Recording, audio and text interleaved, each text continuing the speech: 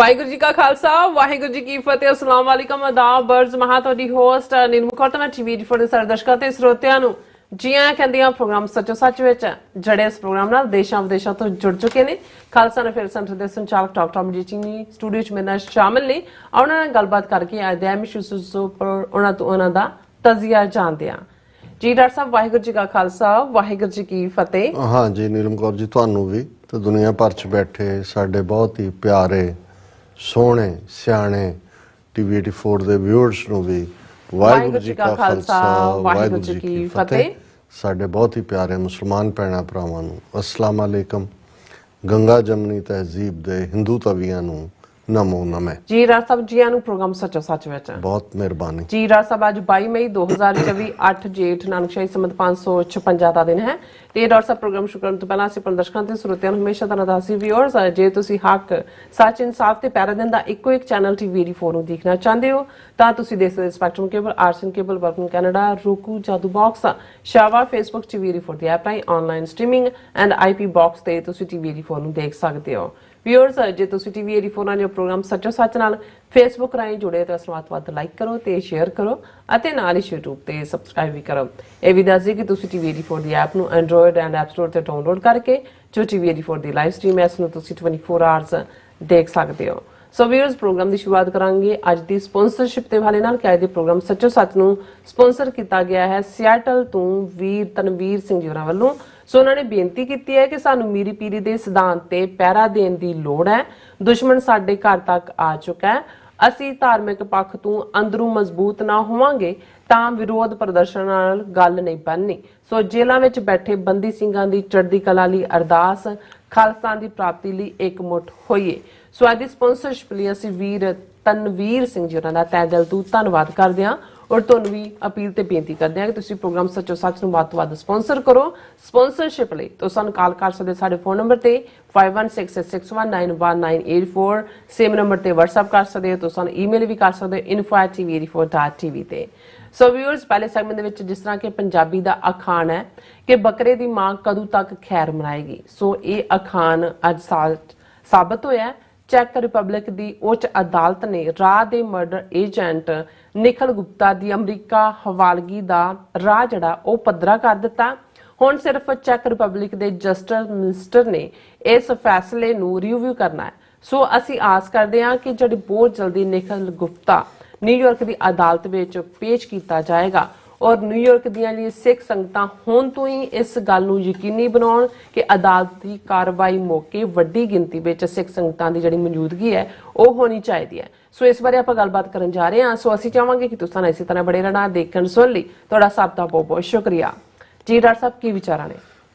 ਸਭ ਤੋਂ ਪਹਿਲਾਂ ਤਾਂ ਅੱਜ ਦੇ ਪ੍ਰੋਗਰਾਮ ਨੂੰ ਸਪਾਂਸਰ ਕਰਨ ਲਈ ਅਸੀਂ ਵੀਰ ਤਨਵੀਰ ਸਿੰਘ ਸਿਆਟਲ ਨਿਵਾਸੀ ਉਹਨਾਂ ਦਾ ਸ਼ੁਕਰੀਆ ਅਦਾ ਕਰਦੇ ਹਾਂ। ਇਹ ਬੜਾ ਸੰਘਰਸ਼ ਦੇ ਵਿੱਚ ਰੱਤਾ ਪਰਿਵਾਰ ਰਿਹਾ। ਇਹਨਾਂ ਦੇ ਪਿਤਾ ਜੀ ਜਿਹੜੇ ਕੁਝ ਸਮਾਂ ਪਹਿਲਾਂ ਚੜ੍ਹਾਈ ਕਰ ਗਏ ਬੜੀ ਕਲੈਰਿਟੀ ਦੇ ਨਾਲ ਮਜ਼ਬੂਤੀ ਦੇ ਨਾਲ ਕੌਮੀ ਕਰ ਖਾਲਿਸਤਾਨ ਦੀ ਗੱਲ ਕਰਨ ਵਾਲੇ ਸਨ। ਪਿੱਛੇ ਰਹਿੰਦਿਆਂ ਵੀ ਇਹਨਾਂ ਨੇ ਸੇਵਾ ਕੀਤੀ ਔਰ ਇਹਨਾਂ ਦਾ ਫਰਜ਼ੰਦ ਤਨਵੀਰ ਸਿੰਘ ਇਹ ਵੀ ਪੂਰੀ ਤਰ੍ਹਾਂ ਡੈਡੀਕੇਟਡ ਨੌਜਵਾਨ ਹੈ।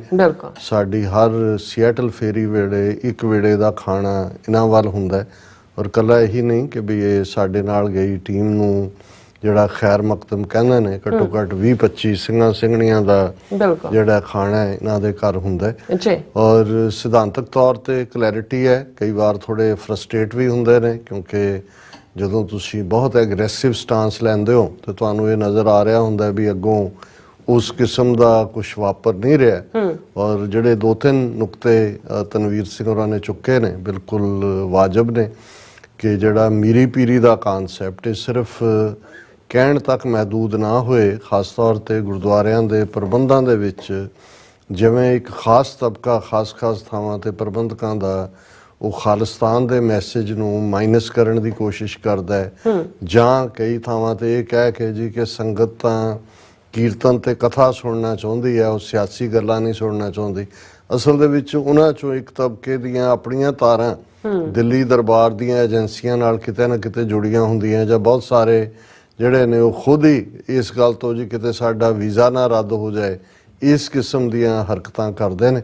ਸੋ ਇਹਦੇ 'ਚ ਕੋਈ ਸ਼ੱਕ ਨਹੀਂ ਹੈ ਕਿ ਜੇ ਅਸੀਂ ਆਪਣੀ ਗੱਲ ਔਰ ਖ਼ਾਸ ਤੌਰ ਤੇ ਪੰਥ ਦਾ ਦਰਦ, ਪੰਥ ਦੀ ਹੋਣੀ ਦੀ ਗੱਲ ਗੁਰਦੁਆਰਿਆਂ 'ਚ ਨਹੀਂ ਕਰਨੀ ਤੇ ਹੋਰ ਕਿਹੜਾ ਪਲੇਟਫਾਰਮ ਸਾਡੇ ਕੋਲ ਹੈ। ਬਿਲਕੁਲ। ਔਰ ਹੁਣ ਜਦੋਂ ਕਿ ਦੁਸ਼ਮਣ ਨੇ, ਔਰ ਠੀਕ ਕਿਹਾ ਉਹਨਾਂ ਨੇ ਕਿ ਵੀ ਲੜਾਈ ਤਾਂ ਸਾਡੇ ਘਰ ਤੱਕ ਲੈ ਆਏ ਨੇ, ਤੇ ਜੇ ਹੁਣ ਵੀ ਅਸੀਂ ਇਹ ਸਮਝੀਏ ਕਿ ਜੀ ਇਹ ਤਾਂ ਕਿਸੇ ਹੋਰ ਨਾਲ ਵਾਪਰਿਆ ਹੈ, ਸਾਨੂੰ ਕੀ, ਤੇ ਫਿਰ ਇਸ ਦਾ ਅਸੀਂ ਅੰਦਾਜ਼ਾ ਲਾ ਸਕਦੇ ਹਾਂ ਕਿ ਅਲਟੀਮੇਟਲੀ ਜਿਹੜੇ ਈਵਨ ਦੁਸ਼ਮਣ ਨੇ, ਉਹਨਾਂ ਨੇ ਜਿਨ੍ਹਾਂ ਨੂੰ ਤੁਹਾਡੇ ਚੋਂ ਕੱਢਿਆ ਹੁੰਦਾ ਹੈ, ਕੁਹਾੜੀ ਦਾ ਦਸਤਾ ਬਣਾਇਆ ਹੁੰਦਾ ਹੈ, ਅਲਟੀਮੇਟਲੀ ਉਹ ਉਸ ਦਾ ਵੀ ਨਾਸ ਕਰਦੇ ਨੇ। ਸੋ ਇਹ ਜਿਹੜਾ ਪਾਰਟ ਹੈ ਕਿ ਜੇ ਅਸੀਂ ਅੰਦਰੋਂ ਮਜ਼ਬੂਤ ਹੈ, ਧਾਰਮਿਕ ਪੱਖ ਮਜ਼ਬੂਤ ਦਾ ਮਤਲਬ ਮਹਿਜ਼ ਇੱਕ ਜਿਹੜਾ ਆਪਣੇ ਆਪ ਨੂੰ ਧਰਮੀ ਇਨਸਾਨ ਦੇ ਤੌਰ ਤੇ ਆਪਣਾ ਰੈਪੂਟੇਸ਼ਨ ਐਸਟੈਬਲਿਸ਼ ਕਰਨਾ ਹੀ ਨਹੀਂ, ਜਿਹੜੇ ਕਿ ਬਹੁਤ ਸਾਰੇ ਕਰਨ ਦੀ ਕੋਸ਼ਿਸ਼ ਕਰਦੇ ਨੇ, ਪਰ ਉਹ ਧਾਰਮਿਕ ਪੱਖੋਂ ਮਜ਼ਬੂਤ ਹੋ ਹੀ ਨਹੀਂ ਸਕਦਾ ਜਿਸ ਨੂੰ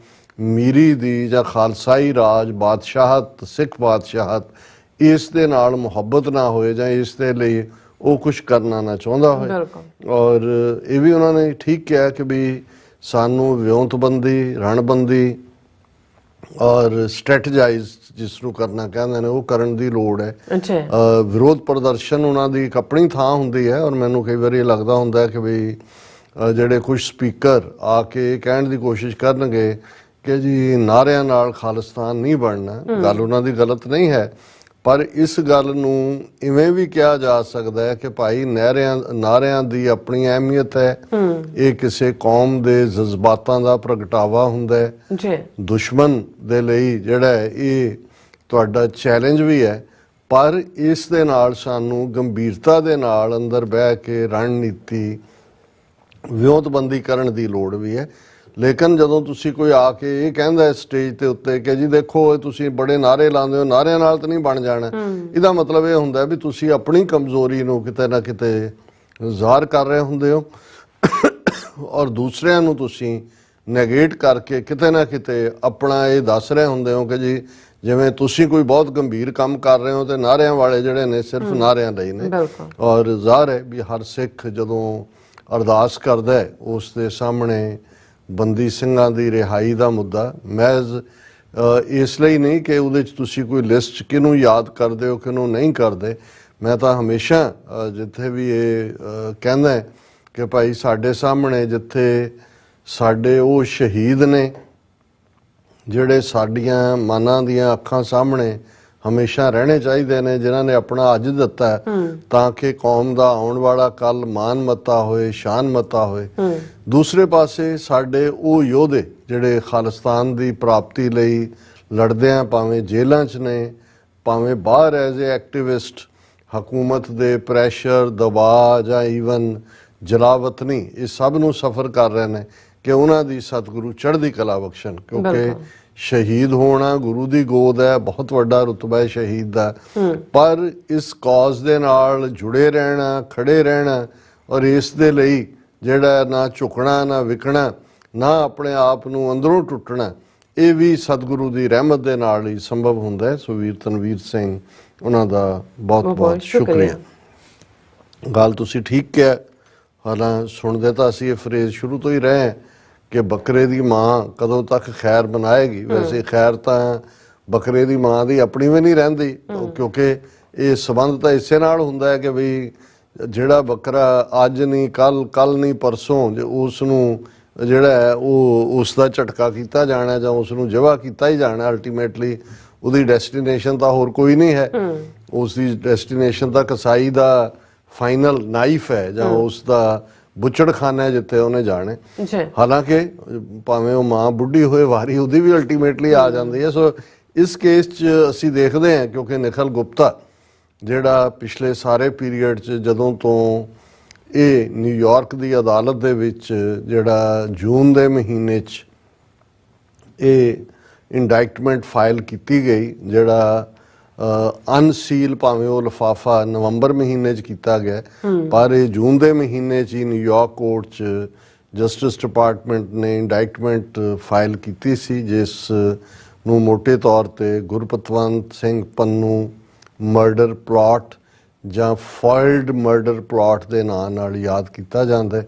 ਉਸ ਦੀਆਂ ਇੰਟ੍ਰੀਕੇਸਿਸ, ਫਾਈਨਨੈਸ, ਡਿਟੇਲਸ ਤਾਂ ਨਹੀਂ ਪਤਾ, ਲੇਕਿਨ ਜਿੰਨਾ ਕੁ ਜਦੋਂ ਇਹ ਐਨਵੈਲਪ ਅਨਸੀਲ ਕੀਤਾ ਗਿਆ ਨਵੰਬਰ 2023 ਦੇ ਵਿੱਚ, ਤੇ ਫਿਰ ਇਹ ਸਾਹਮਣੇ ਆਇਆ ਕਿ ਕਿਵੇਂ ਇਹ ਨਿਖਲ ਗੁਪਤਾ, ਜਿਹੜਾ ਕਿ ਇੰਡੀਅਨ ਰੋਗ ਏਜੰਟਸ ਜਿਹਨੂੰ ਇੰਡੀਆ ਨੇ ਕਹਿ ਕੇ ਪਾਸੇ ਰੱਖਣ ਦੀ ਕੋਸ਼ਿਸ਼ ਕੀਤੀ, ਲੇਕਿਨ ਜਦੋਂ ਵਾਸ਼ਿੰਗਟਨ ਪੋਸਟ ਦੀ ਇਸ ਦੇ ਉੱਤੇ ਡੀਟੇਲ ਖਬਰ ਆਈ ਤੇ ਫਿਰ ਇਹ ਸਾਹਮਣੇ ਆਇਆ ਕਿ ਕਿਵੇਂ ਉਸ ਪੂਰੀ ਚੇਨ ਦੇ ਵਿੱਚ, ਜਿਸ ਨੂੰ Ajit Doval as a national security adviser head ਕਰਦਾ ਹੈ, ਜਿਸ ਨੂੰ ਸਾਮੰਤ ਗੋਇਲ ਜਿਹੜਾ ਉਸ ਪੀਰੀਅਡ ਦੇ ਵਿੱਚ ਜੂਨ ਦੇ ਮਹੀਨੇ 'ਚ ਰਾਅ ਦਾ ਚੀਫ ਸੀ, ਉਹਨੂੰ ਹੈਂਡਲ ਕਰ ਰਿਹਾ ਸੀ, ਔਰ ਅੱਗੋਂ ਜਿਸ ਦਾ ਨਾਮ ਵਾਸ਼ਿੰਗਟਨ ਪੋਸਟ ਨੇ ਵਿਕਰਮ ਯਾਦਵ ਦਿੱਤਾ ਹੈ, ਜਿਹੜਾ ਕਿ ਇੰਟੈਲੀਜੈਂਸ ਦੇ ਲਈ ਇੰਟੈਲੀਜੈਂਸ ਦਾ ਆਫਿਸਰ, ਜਿਹੜਾ ਨਿਖਲ ਗੁਪਤੇ ਦੇ ਨਾਲ, ਜਿਹੜਾ ਕਿ ਇਸ ਖਾਸ ਮਿਸ਼ਨ ਦੇ ਲਈ ਕਿ ਕਿਵੇਂ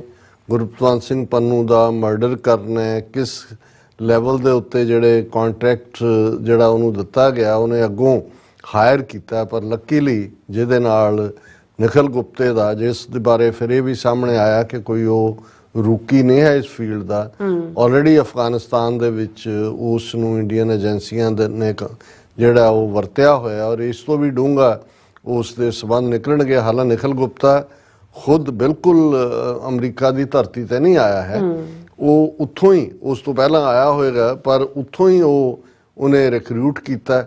ਔਰ ਇਸ ਦੇ ਲਈ ਜਿਹੜਾ ਜਦੋਂ ਅਮਰੀਕਨ ਏਜੰਸੀਆਂ ਨੇ ਆਪਣਾ ਜਾਲ, ਕਿਉਂਕਿ ਅਮਰੀਕਾ ਦੇ ਅੰਡਰ ਕਵਰ ਦੇ ਨਾਲ ਹੀ ਉਹ ਸੌਦੇਬਾਜ਼ੀ ਕਰ ਰਿਹਾ ਸੀ ਜੀ, ਜਿੱਥੇ ਕਿ 1 ਲੱਖ ਦਾ ਸੌਦਾ ਕੀਤਾ ਗਿਆ ਮਰਡਰ ਲਈ, ਜਿਹੜੇ ਡਾਲਰ ਦੀ 15 ਕਿ 20 ਹਜ਼ਾਰ ਐਜ਼ ਏ ਐਡਵਾਂਸ, ਉਹ ਜਿਹੜੀ ਵਾਸ਼ਿੰਗਟਨ ਪੋਸਟ ਨੇ ਜਾਂ ਫਾਈਨੈਂਸ਼ੀਅਲ ਟਾਈਮਸ ਨੇ ਪਹਿਲਾਂ ਸਟੋਰੀ ਬ੍ਰੇਕ ਕੀਤੀ, ਉਹ ਖਬਰ ਵੀ ਨਾਲ ਲੱਗੀ। ਉਹ ਪੂਰਾ ਕਰੰਸੀ ਨੋਟ ਜਿਹੜੇ ਨੇ ਡਾਲਰਸ ਦੇ ਉਹ ਦਿੱਤੇ ਜਾ ਰਹੇ ਨੇ, ਲੇਕਿਨ ਉਹ ਜਿਹੜਾ ਜਦੋਂ ਹੀ ਉੱਥੇ ਉਹ ਪਹੁੰਚਿਆ ਚੈੱਕ ਰਿਪਬਲਿਕ 'ਚ, ਔਰ ਉਸ ਨੂੰ ਫਿਰ ਅਮਰੀਕਾ ਦੀਆਂ ਏਜੰਸੀਆਂ ਨੇ ਆਲਰੇਡੀ ਚੈੱਕ ਰਿਪਬਲਿਕ ਨੂੰ, ਜਿਨ੍ਹਾਂ ਦੇ ਨਾਲ ਇਹਨਾਂ ਦੀ ਐਕਸਟ੍ਰੈਡੀਸ਼ਨ ਟ੍ਰੀਟੀ ਹੈ, ਉਹਨਾਂ ਨੂੰ ਅਲਰਟ ਕੀਤਾ ਹੋਇਆ ਸੀ, ਉਸ ਨੂੰ ਫੜਿਆ ਗਿਆ, ਉੱਥੋਂ ਹੀ ਵੈਨ 'ਚ ਟਰਾਂਸਫਰ ਕੀਤਾ ਗਿਆ, ਔਰ 2-4 ਘੰਟੇ ਦੀ ਪੁੱਛਗਿੱਛ ਤੋਂ ਬਾਅਦ ਉਹ ਐਂਡ ਜਿਹੜਾ ਉਸ ਦੇ ਵਿੱਚ ਜਿਹੜਾ ਚੈੱਕ ਰਿਪਬਲਿਕ ਦੀ ਜੇਲ੍ਹ ਦੇ ਵਿੱਚ ਹੋਇਆ। ਫਿਰ ਅਸੀਂ ਇਸ ਦੀਆਂ ਦੂਸਰੀਆਂ ਦੇਖਦੇ ਹਾਂ, ਉਹ ਇਸ ਦੀਆਂ ਥੀਏਟਰਿਕਸ ਨੌਟੰਕੀਆਂ, ਕਿ ਕਿਵੇਂ ਸੁਪਰੀਮ ਕੋਰਟ ਦੇ ਵਿੱਚ ਪੈਟੀਸ਼ਨ ਉਹਨਾਂ ਦੇ ਪਰਿਵਾਰ ਵੱਲੋਂ, ਹਾਲਾਂਕਿ ਉਹਨੂੰ ਉੱਥੇ ਜੂਨ ਦੇ ਮਹੀਨੇ ਤੋਂ ਹੀ ਡਿਟੇਨ ਕੀਤਾ ਹੋਇਆ, ਲੇਕਿਨ ਜੂਨ, ਜੁਲਾਈ, ਅਗਸਤ, ਸਤੰਬਰ, ਅਕਤੂਬਰ, ਨਵੰਬਰ, ਜਦੋਂ 6 ਮਹੀਨੇ ਬਾਅਦ ਆਲਮੋਸਟ ਇਹ ਸਾਰਾ ਹੁੰਦਾ ਹੈ, ਤੇ ਉੱਥੇ ਹੁੰਦਾ ਹੈ ਕਿ ਜੀ ਉਸ ਨੂੰ ਖਾਮਖਾਹ ਤਾਂ ਵਪਾਰੀ ਹੈ, ਛੋਟੇ ਕੱਪੜੇ ਦਾ ਵਪਾਰੀ ਹੈ, ਕਿ ਪਤਾ ਨਹੀਂ ਕੀ ਐਕਸਪੋਰਟ ਕਰਦਾ ਹੈ, ਔਰ ਇਸ ਦੇ ਲਈ ਫਿਰ ਉੱਥੇ ਵੀ ਵਕੀਲ ਰਾਹ ਨੇ ਖੜੇ ਕੀਤੇ, ਔਰ ਸੁਪਰੀਮ ਕੋਰਟ ਨੇ ਕਿਹਾ ਕਿ ਵੀ ਇਹ ਜਿਹੜਾ ਇਹ ਸਾਡੀ ਜੁਰਿਸਡਿਕਸ਼ਨ ਨਹੀਂ ਹੈ, ਇਹ ਜੇ ਉਹਨੂੰ ਪ੍ਰੋਪਰ ਲੀਗਲ ਅਸਿਸਟੈਂਸ ਮਿਲਣੀ ਚਾਹੀਦੀ ਹੈ। ਫਿਰ ਅਸੀਂ ਦੇਖਦੇ ਹਾਂ ਕਿ ਚੈੱਕ ਰਿਪਬਲਿਕ ਦੇ ਵਿੱਚ ਕਿਵੇਂ ਇੰਡੀਅਨ ਏਜੰਸੀਆਂ ਨੇ ਕਿਹੜੇ ਆਰਗੂਮੈਂਟ, ਪਹਿਲਾਂ ਤਾਂ ਉਹਦੀ ਧਾਰਮਿਕ ਆਜ਼ਾਦੀ, ਕਿ ਜੀ ਉਹਨੂੰ ਜਿਹੜਾ ਉਹ ਗਾਂ ਦਾ ਮਾਸ ਖਾਣ ਨੂੰ ਦਿੱਤਾ ਜਾ ਰਿਹਾ ਹੈ, ਉਹਦੀ ਜਾਨ ਨੂੰ ਖਤਰਾ ਹੈ, ਔਰ ਇਹ ਉਹ। ਹਾਲਾਂਕਿ ਇਸ ਗੱਲ ਦੇ ਉੱਤੇ ਅਮਰੀਕਨ ਏਜੰਸੀਜ਼ ਨੇ ਰਾਦਰ ਉਹਨਾਂ ਨੂੰ ਇਹ ਕਿਹਾ ਕਿ ਮੇਕ ਸ਼ੋਰ, ਕਿਉਂਕਿ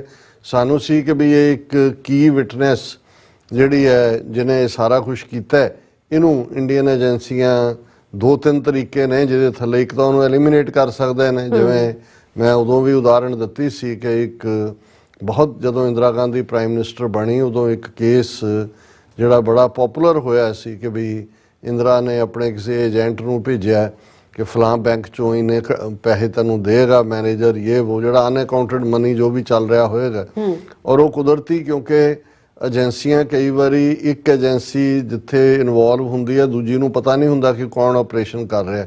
ਉਹ ਬੰਦਾ ਜਿਹੜਾ ਫੜਿਆ ਗਿਆ ਸੀ, ਉਹਦਾ ਮੈਨੂੰ ਹੁਣ ਨਾਂ ਨਹੀਂ ਹੈ, ਬੜਾ ਪਪੂਲਰ ਕੇਸ ਹੋਇਆ ਸੀ ਕਿ ਵੀ ਉਹਨੇ ਕਿਹਾ ਵੀ ਮੈਂ ਤਾਂ, ਜਦੋਂ ਉਹਨੂੰ ਫੜਿਆ ਉਹਨੇ ਸਿੱਧਾ ਬਿਆਨ ਦਿੱਤਾ, ਕੁਦਰਤੀ ਮੀਡੀਆ 'ਚ ਵੀ ਆ ਗਿਆ ਕਿ ਵੀ ਮੈਂ ਤਾਂ ਇੰਦਰਾ ਗਾਂਧੀ ਦੇ ਲਈ ਪੈਸੇ ਲੈਣ ਆਇਆ, ਔਰ ਪਤਾ ਨਹੀਂ ਕਿਹੜੇ ਵਾਲਾ ਉਹਦੇ ਨਾਂ ਨਾਲ ਲੱਗਦਾ ਸੀ, ਤੇ ਉਹ ਜੇਲ੍ਹ ਦੇ ਵਿੱਚ ਪਹੁੰਚਾ ਦਿੱਤਾ ਗਿਆ। ਹੁਣ ਜਦੋਂ ਇਹ ਡੀਟੇਲ ਸਾਹਮਣੇ ਆਉਣੀਆਂ ਸੀ ਕਿ ਕਿਵੇਂ ਮਨੀ ਦਾ ਜਿਹੜਾ ਉਹ ਇਵੇਂ ਇਸਤੇਮਾਲ ਹੁੰਦਾ, ਤੇ ਉਹ ਅਗਲੇ ਦਿਨ ਜਿਹੜਾ ਜੇਲ੍ਹ ਦੇ ਵਿੱਚ ਮ੍ਰਿਤ ਪਾਇਆ ਗਿਆ ਕਿ ਜੋ ਉਹਨੇ ਆਪਣੇ ਸੈੱਲ 'ਚ ਸੁਸਾਈਡ ਕਰ ਲਿਆ। ਸੋ ਇਹ ਅਮੂਮਨ ਹੁੰਦਾ ਅਸੀਂ ਦੇਖਦੇ ਹਾਂ ਕਿ ਜਿਸ ਵਿਟਨੈਸ ਨੂੰ ਤੁਸੀਂ ਜਿਹਦੇ ਕੋਲ ਸਾਰੇ ਭੇਤ ਨੇ ਇਸ ਤੋਂ ਪਹਿਲਾਂ ਕਿ ਉਹ ਜੱਜ ਦੇ ਸਾਹਮਣੇ ਅਦਾਲਤ ਦੇ ਵਿੱਚ ਆਪਣੀ ਜ਼ਬਾਨ ਖੋਲ੍ਹੇ, ਸੋ ਇੱਕ ਫੀਅਰ ਤਾਂ ਇਹ ਸੀ।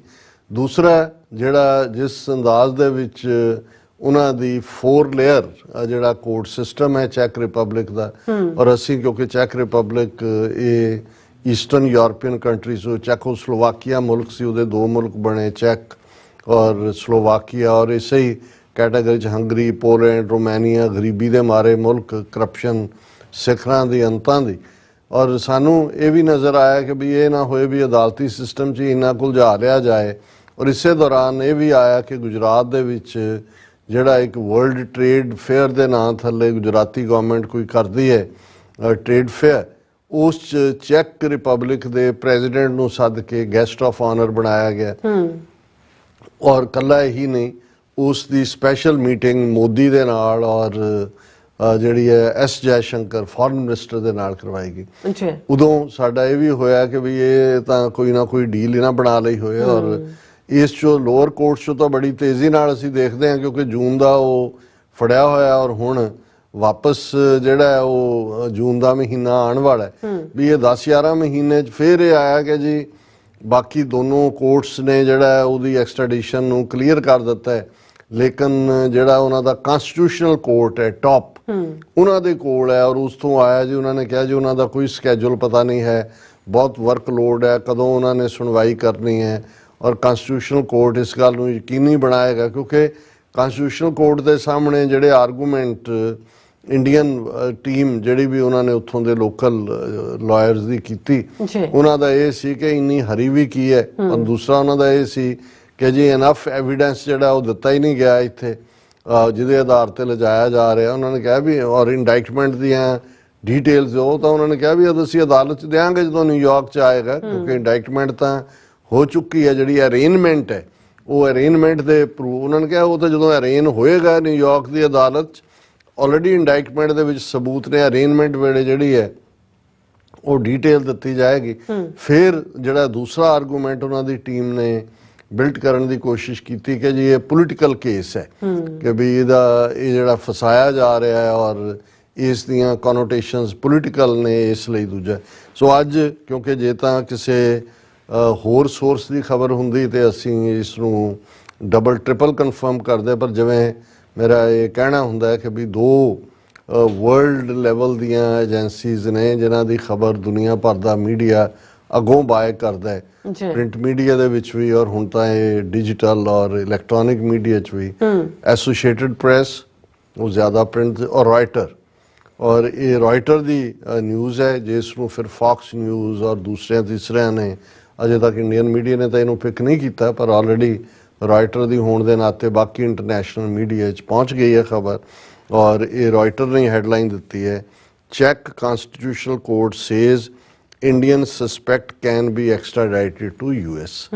ਕਿ ਉਹਨਾਂ ਦੇ ਕਨਸਟੀਟਿਊਸ਼ਨਲ ਕੋਰਟ ਨੇ ਕਿਹਾ ਦੋਨੋਂ ਹੀ ਜਿਹੜੇ ਆਰਗੂਮੈਂਟ ਸੀ ਉਹਨੂੰ ਉਹਨਾਂ ਨੇ ਥਰੂ ਆਊਟ ਕੀਤਾ। ਉਹਨਾਂ ਨੇ ਇਹ ਕਿਹਾ ਕਿ the constitutional court didn't find any circumstance for which declaring extradition admissible would lead to a violation of any of the constitutionally guaranteed fundamental rights and freedoms, the court said. ਉਹਨਾਂ ਨੇ ਕਿਹਾ ਜੀ ਅਸੀਂ ਇਹ ਸਾਰੇ ਨੂੰ ਰਿਵਿਊ ਕੀਤਾ ਔਰ ਇਹਨੂੰ ਜਿਹੜਾ ਐਕਸਟ੍ਰਾਡਾਈਟ ਕਰਨ 'ਚ ਐਸਾ ਕੁਛ ਨਹੀਂ ਹੈ ਜਿਹਦੇ ਥੱਲੇ ਜਿਹੜੇ ਕਿਸੇ ਵੀ ਸਿਟੀਜ਼ਨ ਦੇ ਫੰਡਾਮੈਂਟਲ ਰਾਈਟ ਔਰ ਫਰੀडम्स ਨੇ ਉਹਨਾਂ ਦੇ ਨਾਲ ਕੰਪਰੋਮਾਈਜ਼ ਕੀਤਾ ਗਿਆ ਹੋਏ। ਇਹ ਇੱਕ ਪਲੇਨ ਪ੍ਰੋਸੈਸ ਹੈ ਜਿਹਦੇ 'ਚ ਕਿ ਇਸ ਦੀ ਐਕਸਟ੍ਰੈਡੀਸ਼ਨ ਬਣਦੀ ਹੈ। ਔਰ ਇਹ ਨਾਲ ਦੀ ਨਾਲ ਉਹਨਾਂ ਨੇ ਇਸ ਸੁਪਰੀਮ ਕਨਸਟੀਟਿਊਸ਼ਨ ਕੋਰਟ ਨੇ ਕਿਹਾ ਕਿ ਵੀ ਹੁਣ ਜਿਹੜਾ ਇਸ ਦੇ ਨਾਲ this brings the proceedings before the ਚੈਕ ਕੋਰਟ ਟੂ ਐਨ ਐਂਡ।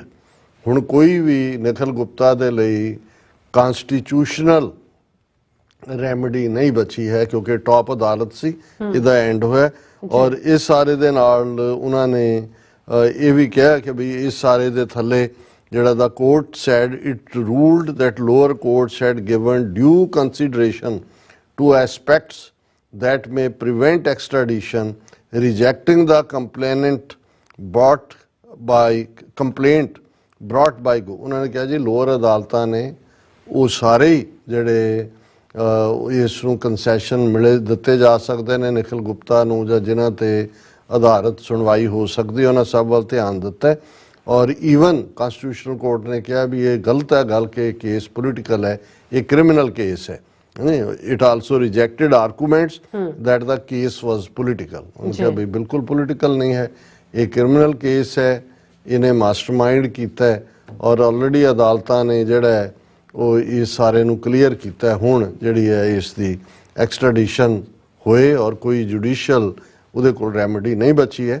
हालांकि इसे खबर दे विच ये कहा गया कि हुण सिर्फ जिहड़ा उन्हां दा जस्टिस मिनिस्टर है मिस्टर पॉवेल ब्लैज़ेक जी उन्हें ਜਿਹੜਾ ਕੇਸ ਦਾ ਨੂੰ ਰਿਵਿਊ ਕਰਨਾ ਹੈ। ਮੈਨੂੰ ਲੱਗਦਾ ਵੀ ਇਹ ਜ਼ਿਆਦਾ ਫਾਰਮੈਲਿਟੀ ਹੋਏਗੀ ਕਿਉਂਕਿ ਅਮਰੀਕਾ ਦੇ ਸਾਹਮਣੇ ਜਿੱਥੇ ਉਹਨਾਂ ਦੀਆਂ ਅਦਾਲਤਾਂ 'ਚ ਹਾਲਾਂਕਿ ਕਨਸਟੀਟਿਊਸ਼ਨ ਕੋਰਟ 'ਚ ਉਹ ਡਰੈਗ ਕਰਦਾ ਸੁਣਵਾਈ ਨਾ ਕਰਦਾ 2-4 ਸਾਲ ਬੀਤ ਜਾਂਦੇ, ਇੱਥੇ ਵਾਈਟ ਹਾਊਸ ਦਾ ਗਾਰਡ ਬਦਲ ਜਾਂਦਾ, ਉੱਥੇ ਦਿੱਲੀ ਵਾਲਾ ਅਮਲਾ ਫੈਲਾ ਫੇਰ ਹੁੰਦਾ ਹੈ ਕਿ ਜੀ ਇਹਨੂੰ ਵੱਟੇ ਖਾਤੇ ਪਾਓ। ਸੋ ਇਸ ਸਾਰੇ ਦੇ ਥੱਲੇ ਜਿਹੜਾ ਹੈ ਇਹ ਇੱਕ ਬੜੀ ਪੋਜ਼ਿਟਿਵ ਡਿਵੈਲਪਮੈਂਟ ਹੈ। ਔਰ ਜਿਵੇਂ ਤੁਸੀਂ ਕਿਹਾ ਕਿ ਇਹ ਜਿਉਂ ਹੀ ਉਸ ਦਾ ਇੱਥੇ ਐਕਸਟ੍ਰਾਡੀਸ਼ਨ ਕਰਕੇ ਉਹਨੂੰ ਲਿਆਂਦਾ ਜਾਂਦਾ ਹੈ, ਜ਼ਾਹਰ ਹੈ ਕਿ ਨਿਊਯਾਰਕ ਕੋਰਟ ਦੇ ਵਿੱਚ ਹੀ ਇਹ ਸੁਣਵਾਈ ਹੋਏਗੀ। ਸੋ ਜਿਵੇਂ ਪਿਛਲੇ ਕੱਲ 3 ਕ੍ਰਿਮੀਨਲਸ ਜਿਹੜੇ ਉਹਨਾਂ ਨੇ ਇੰਡੀਆ ਦੇ ਮਰਸਨਰੀ ਜਿਨ੍ਹਾਂ ਨੇ ਹਰਦੀਪ ਸਿੰਘ ਨਿੱਜਰ ਦਾ ਮਰਡਰ ਕੀਤਾ ਜਾਂ ਉਹਨਾਂ ਨੂੰ ਜਿਹਦੇ ਲਈ ਦੋਸ਼ੀ ਦੱਸਿਆ RCMP ਨੇ, ਉਹਨਾਂ ਨੂੰ ਕੱਲ ਜਦੋਂ ਅਦਾਲਤ ਦੇ ਵਿੱਚ ਪੇਸ਼ ਕੀਤਾ ਗਿਆ ਸਰੀ ਦੀ। ਔਰ ਚੌਥਾ ਜਿਹੜਾ ਕਿ ਓਨਟਾਰੀਓ ਦੇ ਵਿੱਚ ਕਿਉਂਕਿ ਆਲਰੇਡੀ ਕਿਸੇ ਕੇਸ 'ਚ ਹੈਗਾ ਉਹਨੂੰ ਵੀਡੀਓ ਕੈਮਰੇ ਲਈ ਲਿਆਂਦਾ ਗਿਆ। ਤੇ ਇਹਨਾਂ ਦੇ ਆਪਣੇ ਮੀਡੀਆ ਦੀਆਂ ਖਬਰਾਂ ਨੇ ਟ੍ਰਿਬਿਊਨ ਤੋਂ ਲੈ ਕੇ PTI ਦੀ ਕਿ ਸੈਂਕੜਿਆਂ ਸਿੱਖ ਖਾਲਿਸਤਾਨ ਦੇ ਝੰਡਿਆਂ ਨਾਲ ਕੋਰਟ ਰੂਮ 'ਚ ਵੀ ਸਨ, ਬਾਹਰ ਵੀ ਸੀ। ਹਾਲਾਂ ਉਹਨਾਂ ਦੇ ਫੋਨ ਵਗੈਰਾ ਉਹਨਾਂ ਨੇ ਉਹ ਪਲਾਸਟਿਕ ਬਾਕਸ 'ਚ ਰਖਾ ਲਏ, ਪਰ ਇਹ ਆਪਣੇ ਆਪ ਦੇ ਵਿੱਚ ਉਹਦੇ 'ਚ ਹੈਡਲਾਈਨ ਹੀ ਉਹਨਾਂ ਨੇ ਲਾਈ ਹੋਈ ਸੀ ਕਿ hundreds of Sikhs with Khalistani flags present during the court hearing। ਕਿਉਂਕਿ ਇਹ ਬੜਾ ਇੰਪੋਰਟੈਂਟ ਹੈ। ਇਹਦੇ ਨਾਲ ਇਹ ਦੋਵੇਂ ਤਿੰਨੇ ਮੈਸੇਜ ਜਾਂਦੇ ਨੇ। ਇੱਕ ਤਾਂ ਜਿਹੜਾ ਜਦੋਂ ਕੋਈ ਵੀ ਸਟੇਟ ਟੈਰਰ ਦਾ ਰਸਤਾ ਚੁਣਦੀ ਹੈ, ਜਿਹੜਾ ਕਿਲਿੰਗ ਸਪਰੀ ਦਾ ਇਹਨਾਂ ਨੇ ਚੁਣਿਆ, ਟਰਾਂਸਨੈਸ਼ਨਲ ਰਿਪਰੈਸ਼ਨ ਕ੍ਰਾਈਮ ਦੇ ਵਿੱਚ ਜਿੱਥੇ ਇਹ ਮੁਲਵਸ ਹੋਏ, ਉਹਦਾ ਮਕਸਦ ਇਹ ਹੁੰਦਾ ਹੈ ਵੀ ਲੋਕਾਂ ਦੇ ਵਿੱਚ ਡਰ ਪੈਦਾ ਕਰਨਾ ਕਿ ਮਤ ਖਾਲਿਸਤਾਨ ਦੀ ਮੰਗ ਕਰੋ। ਸੋ ਜੇ ਇੱਕ ਤਾਂ ਖਾਲਿਸਤਾਨ ਰੈਫਰੈਂਡਮ ਨੇ ਉਸ ਸਾਰੇ ਜਿਹੜਾ ਡਰ ਭੌ ਨੂੰ ਚੱਕਿਆ, ਪਰ ਜਦੋਂ ਅਦਾਲਤੀ ਕਾਰਵਾਈ ਵੇਲੇ ਜੱਜ ਵੀ ਦੇਖ ਰਿਹਾ ਕਿ ਬਈ ਇਹ ਲੜਾਈ ਮਹਿਜ਼ ਕੋਈ ਹਰਦੀਪ ਸਿੰਘ ਨਿੱਜਰ ਨੇ ਕੋਈ ਉਹਦੀ ਮੋਦੀ ਤੇਲੀ ਦੇ ਕੋਹਲੂ ਤੇ ਕਬਜ਼ਾ ਨਹੀਂ ਸੀ ਕੀਤਾ ਹੋਇਆ ਕਿ ਵੀ ਉਹ ਆਪਣਾ ਕੋਹਲੂ ਵਾਪਸ ਲੈਣ ਲਈ ਉਹਨੇ ਭੇਜਿਆ। ਇਹ ਲੜਾਈ ਸਟੇਟ ਦੀ ਸੀ ਜਿਹੜੀ ਹੈ ਉਹ ਉਸ ਕੌਮ ਦੇ ਨਾਲ ਹੈ ਜਿਹੜੀ ਕੌਮ ਆਪਣੀ ਫਰੀडम ਦੇ ਲਈ ਲੜ ਰਹੀ ਹੈ। ਸੋ ਪਹਿਲਾ ਮੈਸੇਜ ਤਾਂ ਇਹ ਹੁੰਦਾ ਹੈ। ਦੂਸਰਾ ਔਰ ਈਵਨ ਜਿਹੜੇ ਉਹਨਾਂ 3 ਕ੍ਰਿਮੀਨਲਸ ਨੂੰ ਰਿਪਰੈਜ਼ੈਂਟ ਕਰਨ ਵਾਲੀ ਵਕੀਲਾਂ ਦੀ ਟੀਮ ਸੀ, ਉਹਨਾਂ ਨੇ ਵੀ ਜਦੋਂ ਆਪਣੇ ਇੰਟਰਵਿਊ ਦਿੱਤੇ ਉਹਨਾਂ ਨੇ ਕਿਹਾ ਕਿ ਜੀ ਅਸੀਂ ਕਮਿਊਨਿਟੀ ਦਾ ਕੰਸਰਨ ਸਮਝ ਸਕਦੇ ਹਾਂ ਕਿ ਇਹ ਕਿੰਨਾ ਇੰਪੋਰਟੈਂਟ ਹੈ ਕਿ ਉਹਨਾਂ ਦੇ ਲਈ ਔਰ ਉਹਨਾਂ ਦੀ ਪ੍ਰੈਜ਼ੈਂਸ। ਔਰ ਇਹੀ ਉਹਨਾਂ ਨੇ ਕਿਹਾ that is all the more reason ਕਿ ਇਹ ਜਾਣਾ ਚਾਹੀਦਾ ਹੈ ਕਿ ਜਸਟਿਸ ਹੈਜ਼ ਬੀਨ ਡਿਲੀਵਰਡ। ਸੋ ਇੱਕ ਔਰ ਅਸੀਂ ਸਮਝਦੇ ਹਾਂ ਵੀ ਇਹੀ ਨਿਖਿਲ ਗੁਪਤੇ ਦੇ ਮਾਮਲੇ 'ਚ ਵੀ ਇੱਥੇ ਜਦੋਂ ਉਹਨੂੰ ਲਿਆਂਦਾ ਜਾਏਗਾ ਔਰ ਟਰਾਇਲ 'ਚ ਜਾਏਗਾ, ਸੋ ਉਹਦੇ 'ਚ ਵੱਡੀ ਗਿਣਤੀ 'ਚ ਪ੍ਰੈਜ਼ੈਂਸ ਹੋਣੀ ਚਾਹੀਦੀ ਹੈ। ਸੋ ਇਹ ਇੱਕ ਬੜੀ ਪੋਜ਼ਿਟਿਵ ਸਟੋਰੀ ਹੈ। ਹਾਲਾਂ ਇੱਕ ਸਟੋਰੀ ਅੱਜ ਵੌਕਸ ਪਬਲੀਕੇਸ਼ਨ ਬੜੀ ਡੀਟੇਲਡ ਹੈ ਕਿ ਵੀ ਉਹਦੇ 'ਚ ਅਮਰੀਕਾ ਦੇ ਵਿੱਚ ਕਿਵੇਂ ਇੰਡੀਅਨ ਇੰਟਰਫੇਰੈਂਸ ਨੇ, ਜਿਹੜੇ ਉੱਥੇ ਐਕਟਿਵਿਸਟ ਨੇ, ਕਸ਼ਮੀਰੀ ਐਕਟਿਵਿਸਟ, ਮੁਸਲਿਮ ਐਕਟਿਵਿਸਟ, ਈਵਨ ਅੰਗਦ ਸਿੰਘ ਜਿਹੜੇ ਜਰਨਲਿਸਟ ਜਿਨ੍ਹਾਂ ਨੇ ਫਾਰਮਰ ਐਜੀਟੇਸ਼ਨ ਨੂੰ ਕਵਰ ਕੀਤਾ ਸੀ, ਉਹਨਾਂ ਨੂੰ ਦਿੱਲੀ ਏਅਰਪੋਰਟ ਤੋਂ ਵਾਪਸ ਮੋੜ ਦਿੱਤਾ ਗਿਆ ਸੀ, ਉਹਨਾਂ ਦੇ ਨਾਲ ਵੀ ਇੰਟਰਵਿਊ ਹੈ। ਪਰ ਉਹ ਕਿਉਂਕਿ ਕਾਫੀ ਡੀਟੇਲਡ ਸਟੋਰੀ ਹੈ ਤੇ ਅੱਜ ਇਹ ਜਿਹੜੀਆਂ 2 ਪ੍ਰੋਮੀਨੈਂਟ ਸਟੋਰੀਜ਼ ਨਿਕਲ ਕੇ ਆ ਰਹੀਆਂ ਸੀ, ਮੈਨੂੰ ਲੱਗਦਾ ਸੀ ਵੀ ਮੈਂ ਵੌਕਸ ਦੀ ਸਟੋਰੀ ਨਾਲ ਇਨਸਾਫ ਨਹੀਂ ਕਰ ਸਕਾਂਗਾ, ਇਸ ਲਈ ਅਸੀਂ ਉਸ ਨੂੰ ਕੱਲ ਦੇ ਪ੍ਰੋਗਰਾਮ 'ਚ ਡਿਸਕਸ ਕਰਾਂਗੇ। ਪਰ ਇਹ ਬਹੁਤ ਹੀ ਪੋਜ਼ਿਟਿਵ ਡਿਵੈਲਪਮੈਂਟ ਹੈ। ਹਾਲਾਂਕਿ ਪਿਛਲੇ ਕੱਲ ਜਿਹੜੀ ਸਟੇਟ ਡਿਪਾਰਟਮੈਂਟ ਦੇ ਸਪੋਕਸਪਰਸਨ ਮਿਸਟਰ ਮੈਥਿਊ ਮਿਲਰ ਨੇ ਜਦੋਂ ਇੱਕ ਜਵਾਬ ਦਿੱਤਾ ਸੀ, ਕਿਉਂਕਿ ਨਿਊਯਾਰਕ ਟਾਈਮਜ਼ ਨੇ ਇੱਕ ਬੜੀ ਡੀਟੇਲ ਸਟੋਰੀ ਵੀਕਐਂਡ ਦੇ ਉੱਤੇ ਕੀਤੀ ਜਿਸ ਦਾ ਦੀ ਕੈਪਸ਼ਨ ਹੀ ਇਹ ਸੀ, ਜਿਸ 'ਚ ਉਹਨਾਂ ਨੇ ਕਿਹਾ ਕਿ ਵੀ ਇਹ ਸਾਰਾ ਜਿਹੜਾ ਜੋ ਕੁਝ ਮੋਦੀ ਦੇ ਇੰਡੀਆ 'ਚ ਚੱਲ ਰਿਹਾ ਉਹਨਾਂ ਨੇ ਕਿਹਾ ਕਿ ਵੀ ਇਹ Narendra Modi had chipped away at the secular framework and robust democracy since taking office ਕਿ ਵੀ ਜਦੋਂ ਦਾ ਇਹ ਅਹੁਦੇ ਦੇ ਉੱਤੇ ਆਇਆ ਇਹਨੇ ਜਿਹੜਾ ਸੈਕੂਲਰ ਫਰੇਮਵਰਕ ਨੂੰ ਤਹਿਸ ਨਹਿਸ ਕਰ ਦਿੱਤਾ ਹੈ ਭਾਰਤ ਦੇ ਔਰ ਜਿਹੜਾ ਭਾਰਤ ਨੂੰ ਇੱਕ ਰੋਬਸਟ ਡੈਮੋਕ੍ਰੇਸੀ ਕਿਹਾ ਜਾਂਦਾ ਸੀ ਔਰ ਇਸ ਦੇ ਵਿੱਚੋਂ ਉਹਨਾਂ ਨੇ ਜਿਹੜਾ ਇਸ ਤੇ ਹੀ ਬੇਸਡ ਸਵਾਲ ਪੁੱਛਿਆ ਗਿਆ ਕਿਉਂਕਿ ਨਿਊਯਾਰਕ ਟਾਈਮਜ਼ ਦੀ ਸਟੋਰੀ ਦਾ ਟਾਈਟਲ ਸੀ strangers in their own land being Muslim in Modi's India ਇਹ ਕਿ ਵੀ ਆਪਣੀ ਧਰਤੀ ਦੇ ਉੱਤੇ ਹੀ ਅਸੀਂ ਅਜਨਬੀ ਬਣ ਗਏ ਔਰ ਇਸ ਦੇ ਉੱਤੇ ਜਦੋਂ ਸਟੇਟ ਡਿਪਾਰਟਮੈਂਟ ਦੇ ਸਪੋਕਸਪਰਸਨ ਨੂੰ ਮਿਸਟਰ ਮੈਥਿਊ ਮਿਲਰ ਨੂੰ ਪੁੱਛਿਆ ਗਿਆ ਕਿ ਬਈ ਇਸ ਦੇ ਉੱਤੇ ਤੁਹਾਡਾ ਕੀ ਟੇਕ ਹੈ ਨਿਊਯਾਰਕ ਟਾਈਮ ਨੇ ਸਟੋਰੀ ਕੀਤੀ ਹੈ ਤੇ ਇਹਦੇ ਚ ਜਵਾਬ ਚ ਉਹਨਾਂ ਨੇ ਗੋਲਮੋਲ ਜਿਹਾ ਜਵਾਬ ਦਿੱਤਾ ਸੀ we have engaged many countries including India on the importance of equal treatment for members of all religious communities ਕਿ ਅਸੀਂ ਇੰਡੀਆ ਨਾਲ ਵੀ ਇੰਗੇਜ ਕਰਨ ਜਿਹਨੂੰ ਤੁਸੀਂ ਟਾਲਾਫਾਈ ਕਰਦੇ ਹੋ ਕਿ ਜੀ ਅਸੀਂ ਜਿਹੜਾ ਇਕੁਅਲ ਟ੍ਰੀਟਮੈਂਟ ਦੇ ਲਈ ਇਹ ਜਿਹੜਾ ਮੁਲਕਾਂ ਨਾਲ ਰਾਬਤਾ ਕਰਦੇ ਹਾਂ ਕਿਉਂਕਿ ਨਿਊਯਾਰਕ ਟਾਈਮਜ਼ ਤੇ ਹੀ ਬੇਸਡ ਉਸ ਨੂੰ ਸਵਾਲ ਕੀਤਾ ਗਿਆ ਸੀ ਉਹਨਾਂ ਨੂੰ ਪੁੱਛਿਆ ਗਿਆ ਸੀ have you engaged with Indian officials in these issues ਕਿ ਵੀ ਇੱਥੇ 20 ਕਰੋੜ ਮੁਸਲਮਾਨਾਂ ਨਾਲ ਇਹ ਹੋ ਰਿਹਾ ਬਾਕੀ ਘੱਟ ਗਿਣਤੀਆਂ ਨਾਲ ਇਹ ਹੋ ਰਿਹਾ ਤੁਹਾਡਾ ਇਹਦੇ ਤੇ ਕੀ ਟੇਕ ਹੈ ਉਹਨੇ ਕਿਹਾ I won't speak to private diplomatic conversations ਕਿ ਜਿਹੜੀਆਂ ਸਾਡੀਆਂ ਡਿਪਲੋਮੈਟਿਕ ਕਨਵਰਸੇਸ਼ਨਸ ਨੇ ਉਹਦੇ ਤੇ ਮੈਂ ਨਹੀਂ ਕੁਝ ਕਹਿ ਸਕਦਾ but we are deeply committed to promoting and protecting universal respect for the right to freedom of religion or belief all around the world ਕਿ ਅਸੀਂ ਦੁਨੀਆ ਭਰ ਦੇ ਵਿੱਚ ਧਾਰਮਿਕ ਔਰ ਦੂਸਰੀ ਆਜ਼ਾਦੀਆਂ ਦੇ ਅਲੰਬਰਦਾਰ ਹੈ ਸੋ ਅਸੀਂ ਸਮਝਦੇ ਹਾਂ ਕਿ ਵੀ ਇਹ ਜਿਹੜਾ ਲੱਗਦਾ ਸੀ ਵੀ ਸ਼ਾਇਦ ਕੋਈ ਐਸੀ ਡੀਲ ਹੀ ਨਾ ਬਣ ਗਈ ਹੋਏ ਇੰਡੀਆ ਦੀ ਚੈਕ ਰਿਪਬਲਿਕ ਨਾਲ ਜਾਂ ਅਮਰੀਕਾ ਦਾ ਖੁਦ ਹੀ ਕੋਈ ਇੰਟਰਸਟ ਨਾ ਹੋਏ ਕਿ ਵੀ ਡਿਲੇ ਕੀਤਾ ਜਾਏ ਤਾਂ ਕਿ ਕੋਈ ਜਿਹੜਾ ਸਟ੍ਰੈਟੇਜਿਕ ਇੰਟਰਸਟ ਹਾਰਮ ਨਾ ਹੋਣ so at least constitutional court the clearance ਨੇ ਅੰਗਰੇਜ਼ੀ ਚ ਕਹਿੰਦੇ ਨੇ that has cleared the desks for extradition of Nikhil Gupta और आगे आगे देखो होता है क्या जी राज साहब ਤੁਹਾਡਾ ਬਹੁਤ ਸ਼ੁਕਰੀਆ ਸੋ ਥਲੇ ਬ੍ਰੇਕ ਔਰ ਬ੍ਰੇਕ ਤੇ ਜਾਣ ਤੋਂ ਪਹਿਲਾਂ ਅਸੀਂ ਦਰਸ਼ਕਾਂ ਦੇ ਸਰੋਤਿਆਂ ਨੂੰ ਫੀਲ ਤੇ ਬੇਨਤੀ ਕਰਦੇ ਹਾਂ ਵਿਊਅਰਸ ਜਿਸ ਤਰ੍ਹਾਂ ਕਿ ਤੁਸੀਂ ਜਾਣਦੇ ਹੋ ਕਿ ਟੀਵੀ 84 ਹੱਕ ਸੱਚ ਇਨਸਾਫ ਦੀ ਆਵਾਜ਼ ਬੁਲੰਦ ਕਰ ਰਿਹਾ ਹੈ ਇਹ ਆਵਾਜ਼ ਤੁਹਾਡੇ ਪਿਆਰ ਸਦਕਾ ਤੁਹਾਡੇ ਵਿਸ਼ਵਾਸ ਸਦਕਾ ਤੁਹਾਡੇ ਡੋਨੇਸ਼ਨ ਸਦਕਾ ਹੀ ਹੋ ਸਕਦੀ ਹੈ ਸੋ ਅਸੀਂ ਚਾਹਾਂਗੇ ਕਿ ਤੁਸੀਂ ਟੀਵੀ 84 ਦੀ ਚੜ੍ਹਦੀ ਕਲਾ ਲਈ ਵੱਧ ਤੋਂ ਵੱਧ ਡੋਨੇਟ ਕਰੋ ਡੋਨੇਟ ਕਰਨ ਲਈ ਸਾਡੀ ਵੈਬਸਾਈਟ tv84.tv ਤੇ ਜਾ ਕੇ ਪੇਪਲ ਦੀ ਵਰਤੋਂ ਕਰਕੇ ਵਨ ਟਾਈਮ ਡੋਨੇਟ ਕਰ ਸਕਦੇ ਹੋ ਮੰਥਲੀ ਡੋਨੇਟ ਵੀ ਕਰ ਸਕਦੇ ਹੋ ਤੁਸੀਂ ਟੀਵੀ 84 ਦੇ ਨਾਮ ਤੇ ਚੈੱਕ ਬਣਾ ਕੇ ਸਾਨੂੰ ਮੇਲ ਵੀ ਕਰ ਸਕਦੇ ਹੋ ਸਾਡੇ ਇਸ ਪਤੇ ਤੇ 36-01 37th Avenue ਲੌਂਗ ਆਈਲੈਂਡ ਸਿਟੀ ਨਿਊਯਾਰਕ 11101 USA ਜਾਂ ਫਿਰ ਤੁਸੀਂ ਸਾਨੂੰ ਫੋਨ ਰਾਹੀਂ ਵੀ ਸੰਪਰਕ ਕਰ ਸਕਦੇ ਹੋ 5166195984 ਤੁਸੀਂ ਸਾਨੂੰ ਈਮੇਲ ਵੀ ਕਰ ਸਕਦੇ ਹੋ info@tv84.tv ਤੇ ਅਸੀਂ ਤੁਹਾਡੇ ਤਹਿ ਦਿਲ ਤੋਂ ਸ਼ੁਕਰਗੁਜ਼ਾਰ ਹੋਵਾਂਗੇ ਸੋ ਇੱਥੇ ਲੈਣੇ ਬ੍ਰੇਕ ਵਿਊਅਰਸ ਤੁਸੀਂ ਇਸੇ ਤਰ੍ਹਾਂ ਬਣੇ ਰਹਿਣਾ ਮਿਲਦੇ ਹਾਂ after this short break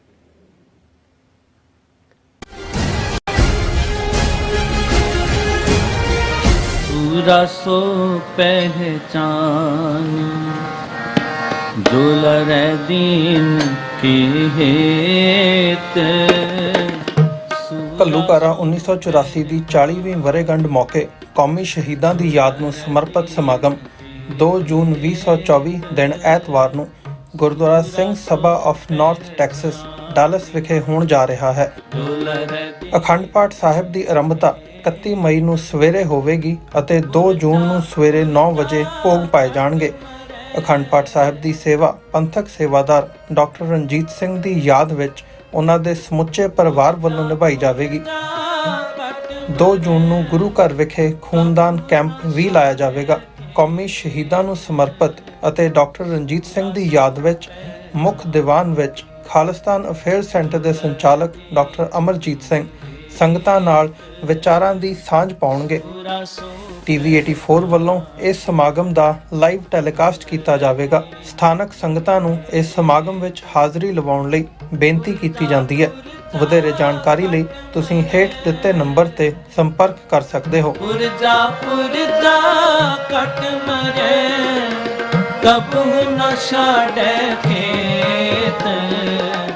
Waheguru ji ਕਾ ਖਾਲਸਾ ਵਾਹਿਗੁਰੂ ਜੀ ਕੀ ਫਤਿਹ Gurdwara Guru Nanak mission centre Brampton ਦੀ ਜਿਹੜੀ ਮੇਨ ਨਵੀਂ ਬਿਲਡਿੰਗ ਆ ਉਹਦੀ ਕਾਰ ਸੇਵਾ ਦੀ ਆਰੰਭਤਾ 26 ਮਈ ਦਿਨ ਐਤਵਾਰ ਨੂੰ ਆਪਾਂ ਕਰਨ ਜਾ ਰਹੇ ਹਾਂ। 24 ਮਈ ਫਰਾਈਡੇ ਵਾਲੇ ਦਿਨ ਆਪਾਂ ਅਖੰਡ ਪਾਠ ਸਾਹਿਬ ਪ੍ਰਕਾਸ਼ ਕਰਾਂਗੇ ਤੇ 26 ਮਈ ਨੂੰ 10 ਵਜੇ ਭੋਗ ਉਪਰੰਤ ਬਾਹਰ 11 ਵਜੇ ਆਪਾਂ ਨਵੀਂ ਬਿਲਡਿੰਗ ਦੀ ਕਾਰ ਸੇਵਾ ਦਾ ਉਦਘਾਟਨ ਕਰਾਂਗੇ। ਸਮੂਹ ਸਿੱਖ ਸੰਗਤ ਦੇ ਚਰਨਾਂ ਵਿੱਚ ਬੇਨਤੀ ਹੈ ਕਿ ਹੁਮਾ ਕੇ ਤੁਸੀਂ 11 ਵਜੇ ਦਿਨ ਐਤਵਾਰ ਜ਼ਰੂਰ ਗੁਰਦੁਆਰਾ ਸਾਹਿਬ ਪਹੁੰਚੋ। ਆਪਾਂ ਇਸ ਗੁਰਦੁਆਰਾ ਸਾਹਿਬ ਦੀ ਨਵੀਂ ਬਿਲਡਿੰਗ ਦਾ ਆਰੰਭ ਕਰ ਸਕੀਏ। ਤੁਹਾਡਾ ਬਹੁਤ ਬਹੁਤ ਧੰਨਵਾਦ। ਵਾਹਿਗੁਰੂ ਜੀ ਕਾ ਖਾਲਸਾ, ਵਾਹਿਗੁਰੂ ਜੀ ਕੀ ਫਤਿਹ।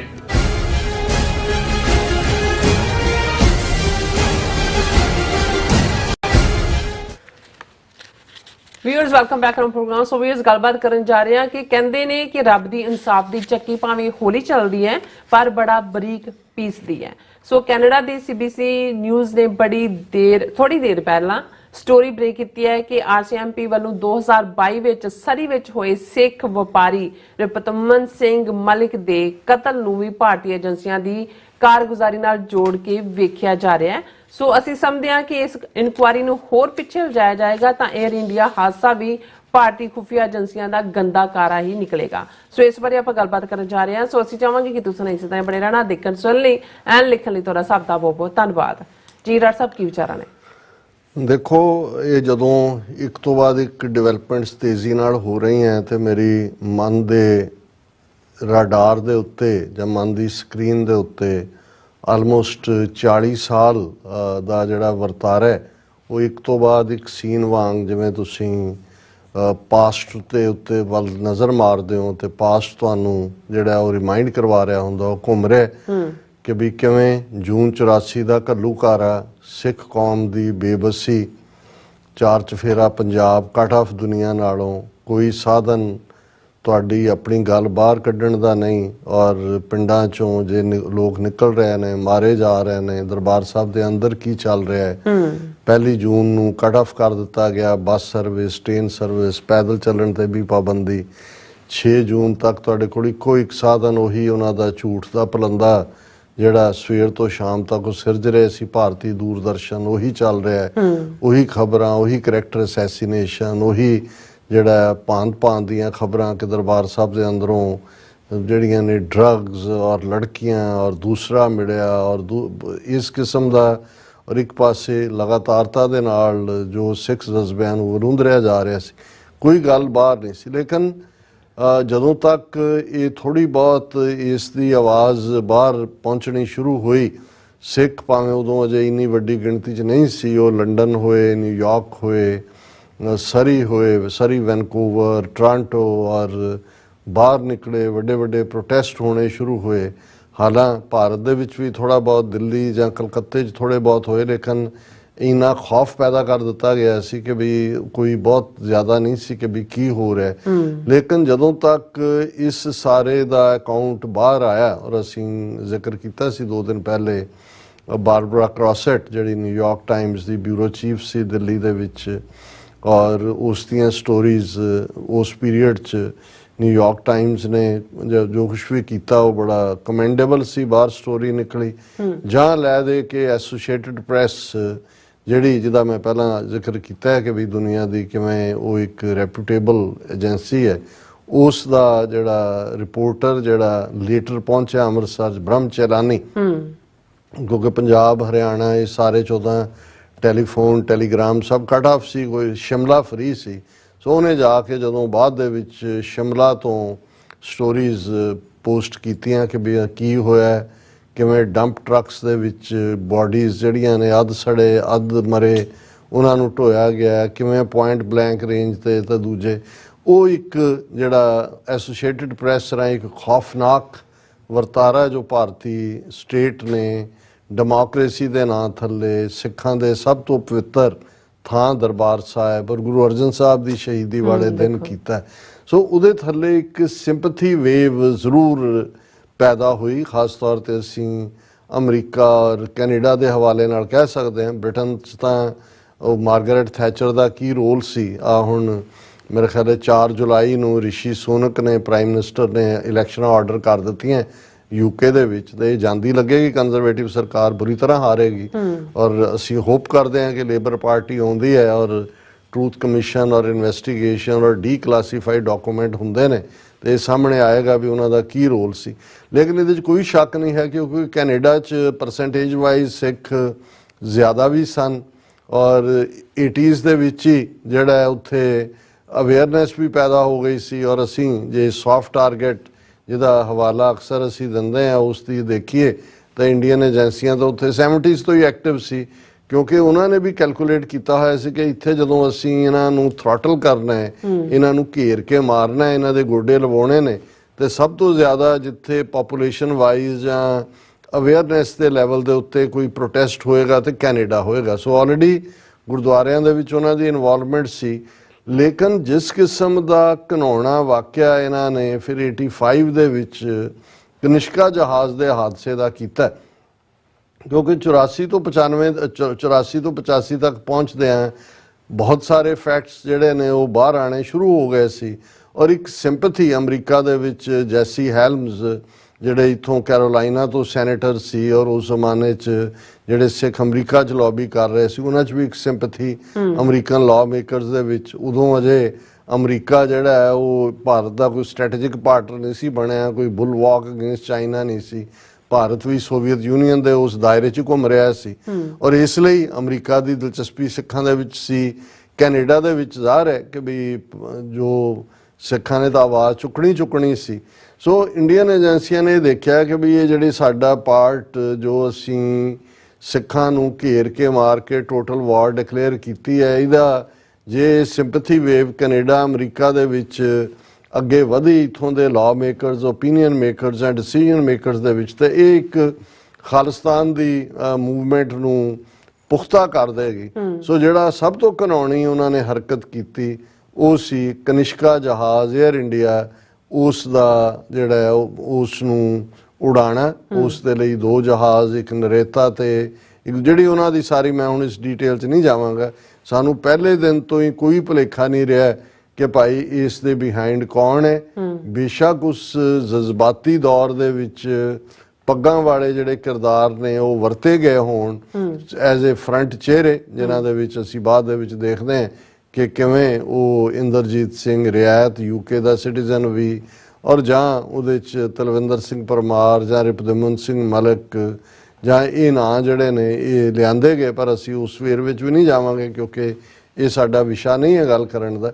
ਪਰ ਇੱਕ ਜਿਹੜਾ ਪ੍ਰੋਮੀਨੈਂਟ ਕਰੈਕਟਰ ਜਿਸ ਨੂੰ ਸੌਫਟ ਟਾਰਗੇਟ ਕਿਤਾਬ ਜਿਹੜੇ 2 ਪ੍ਰੋਮੀਨੈਂਟ ਜਰਨਲਿਸਟ ਨੇ ਲਿਖੀ, ਗਲੋਬ ਐਂਡ ਮੇਲ ਔਰ ਟੋਰਾਂਟੋ ਸਟਾਰ ਦੇ, ਉਹਨਾਂ ਨੇ ਜਿਹੜਾ ਇੱਕ ਚਿਹਰੇ ਨੂੰ ਉਭਾਰਿਆ ਉਹ ਰਿਪੁਦਮਨ ਸਿੰਘ ਮਲਕ ਦਾ ਸੀ ਕਿ ਕਿਵੇਂ ਵੱਡਾ ਸਿੱਖ ਬਿਜ਼ਨਸਮੈਨ ਜਿਹੜਾ ਉਸ ਵੇਲੇ ਜਿਨ੍ਹਾਂ ਦੀ ਬਿਜ਼ਨਸ ਇੰਪੋਰਟ ਐਕਸਪੋਰਟ ਦਾ ਕ੍ਰਾਈਸਿਸ ਦੇ ਵਿੱਚ ਸੀ ਔਰ ਕਿਵੇਂ ਉਹ ਉਸ ਪੀਰੀਅਡ ਦੇ ਵਿੱਚ ਜਿਹੜਾ ਉਹਦਾ ਕੀ ਰੋਲ ਰਿਹਾ ਕੀ ਨਹੀਂ। ਲੇਕਿਨ ਇਹਦੇ 'ਚ ਕੋਈ ਸ਼ੱਕ ਨਹੀਂ ਹੈ ਕਿ ਇਹ ਟਰਾਇਲ ਜਦੋਂ ਚੱਲਿਆ ਤੇ 2005 ਦੇ ਵਿੱਚ ਐਨਫ ਐਵੀਡੈਂਸ ਨਾ ਹੋਣ ਕਰਕੇ ਰਿਪੁਦਮਨ ਸਿੰਘ ਮਲਕ ਨੂੰ ਐਕਵਿਟ ਕਰ ਦਿੱਤਾ ਗਿਆ।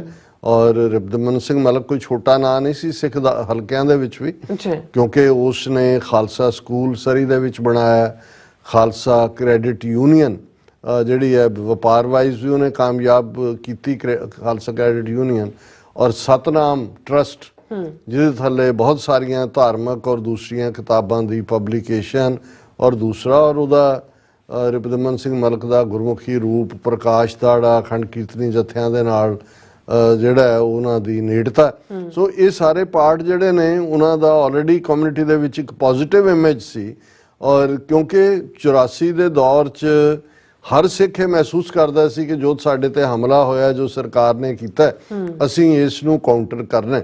ਸੋ ਉਸ ਪੀਰੀਅਡ 'ਚ ਇੱਕ ਜਿਹੜਾ ਜੈਨੂਇਨ ਸਮਝਦੇ ਸੀ ਕਿ ਵੀ ਸ਼ਾਇਦ ਐਮੋਸ਼ਨਲੀ ਕੈਰੀ ਅਵੇ ਹੋ ਗਏ ਹੋਣਗੇ ਔਰ ਉਹਦੇ 'ਚ ਜਿਹੜਾ ਮਾਸਟਰਮਾਈਂਡ ਤਾਂ ਇੰਡੀਅਨ ਏਜੰਸੀਆਂ ਨੇ ਕੀਤਾ। ਹੁਣ ਹੁੰਦਾ ਕੀ ਹੈ, ਔਰ ਮੈਂ ਕਿਉਂਕਿ ਕੁਝ ਸਾਡੇ ਹੁਣ ਵੀ ਸਾਡਾ ਇਹ ਫੀਅਰ ਹੁੰਦਾ ਹੈ ਹਮੇਸ਼ਾ ਕਿ ਭਾਈ ਜਿਹੜੇ ਸਾਡੇ ਨੌਜਵਾਨ ਖਾਸ ਤੌਰ ਤੇ ਜਜ਼ਬਾਤੀ ਸਿੰਘ ਨੇ ਸਿੰਘਣੀਆਂ ਨੇ ਉਹਨਾਂ ਨੂੰ ਬਹੁਤ ਧਿਆਨ ਰੱਖਣ ਦੀ ਲੋੜ ਹੈ ਕਿ ਵੀ ਇਸ ਕਿਸਮ ਦੇ ਟਰੈਪ 'ਚ ਨਾ ਫਸਣ। ਜੀ। ਪਰ ਜਿਹੜਾ ਇੱਕ ਸਿਨੈਰੀਓ ਮੈਂ ਕਲਪਿਤ ਕਰ ਸਕਦਾ ਹਾਂ ਕਿ ਜੇ ਕੁਛ ਜਿਹੜੇ ਨੇ ਪੱਗਾਂ ਵਾਲੇ ਕਿਰਦਾਰ ਵੀ ਇਹਨਾਂ ਦੇ ਢੇ ਚੜੇ ਜਾਂ ਚੜਦੇ ਨੇ ਜਾਂ ਕੱਲ ਨੂੰ ਵੀ ਚੜ ਸਕਦੇ ਨੇ, ਬਿਲਕੁਲ। ਉਹ ਹੁੰਦਾ ਵੀ ਇਵੇਂ ਹੈ ਜੇ ਹੁਣ ਇੱਕ ਕਰੈਕਟਰ ਜਿਸ ਦਾ ਨਾਂ ਪਹਿਲਾਂ ਅਮਰਜੀਤ ਸਿੰਘ ਕਰਕੇ ਹੁਣ ਇਹ ਸਾਰੀ ਸਟੋਰੀ, ਕਿਉਂਕਿ ਇਹ ਸਾਰਾ ਮੈਂ ਬੈਕਗਰਾਉਂਡ ਇਸ ਲਈ ਡਿਸਕਸ ਕਰ ਰਿਹਾ ਕਿ ਸੀਬੀਸੀ ਨੇ ਜਿਹੜੀ ਸਟੋਰੀ ਕੁਛ ਦੇਰ ਪਹਿਲਾਂ ਬ੍ਰੇਕ ਕੀਤੀ ਔਰ ਉਸ ਤੋਂ ਪਹਿਲਾਂ ਇਹ ਸਾਹਮਣੇ ਆਇਆ ਸੀ ਕਿ 2022 ਦੇ ਵਿੱਚ ਰਿਪਦਮਨ ਸਿੰਘ ਮਲਿਕ ਜਿਹੜੇ ਇੱਕ ਪ੍ਰੋਮੀਨੈਂਟ ਬਿਜ਼ਨਸਮੈਨ ਸੀ ਔਰ ਜਿਹੜੇ ਮੇਨ ਐਕਿਊਜ਼ਡ ਸੀ 에ਅਰ ਇੰਡੀਆ ਕੇਸ ਦੇ ਵਿੱਚ, ਉਹਨਾਂ ਦੀ ਐਕਵਿਟਲ 2005 ਦੇ ਵਿੱਚ ਹੋਈ, ਪਰ ਫਿਰ 2019 ਦੇ ਵਿੱਚ ਸ਼ਾਇਦ ਉਹਨਾਂ ਨੂੰ ਸਪੈਸ਼ਲ ਜਿਹੜਾ ਐਗਜ਼ੈਂਪਟ ਕਰਕੇ ਵੀਜ਼ਾ ਦਿੱਤਾ ਗਿਆ ਇੰਡੀਆ ਦਾ। ਉੱਥੇ ਗਏ, ਉਹ ਸਮੰਤ ਗੋਇਲ ਨੂੰ ਵੀ ਮਿਲੇ, ਉਹ ਅਜੀਤ ਡੋਵਲ ਨੂੰ ਵੀ ਮਿਲੇ, ਫਿਰ ਵਾਪਸ ਆਏ।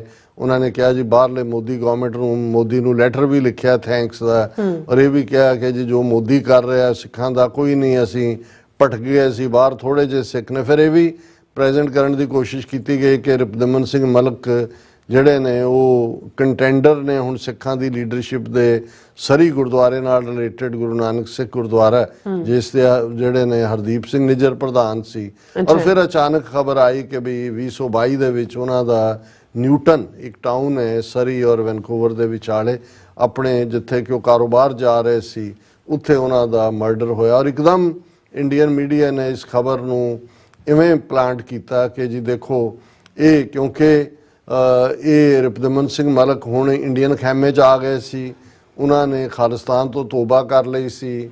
ਇੰਡੀਅਨ ਟੀਵੀ ਦੇ ਉੱਤੇ ਬੈਠ ਕੇ ਵੀ ਉਹਨਾਂ ਨੇ ਖਾਲਿਸਤਾਨ ਦੇ ਖਿਲਾਫ ਇੰਟਰਵਿਊ ਦਿੱਤੇ ਔਰ ਮੋਦੀ ਦਾ ਥੈਂਕ ਯੂ ਕੀਤਾ। ਔਰ ਇੱਥੇ ਔਰ ਕਿਉਂਕਿ ਹਰਦੀਪ ਸਿੰਘ ਨਿੱਜਰ ਔਰ ਦੂਸਰੇ ਸਾਰੇ ਖਾਲਿਸਤਾਨੀ ਬ੍ਰਿਗੇਡ ਜਿਹੜੀ ਹੈ ਉਹਨੂੰ ਪਸੰਦ ਨਹੀਂ ਸੀ, ਔਰ ਇਹਨਾਂ ਨੇ ਹੀ ਜਿਹੜਾ ਇਹਨਾਂ ਦਾ ਮਰਡਰ ਕਰਵਾਇਆ ਜਾਂ ਕੀਤਾ।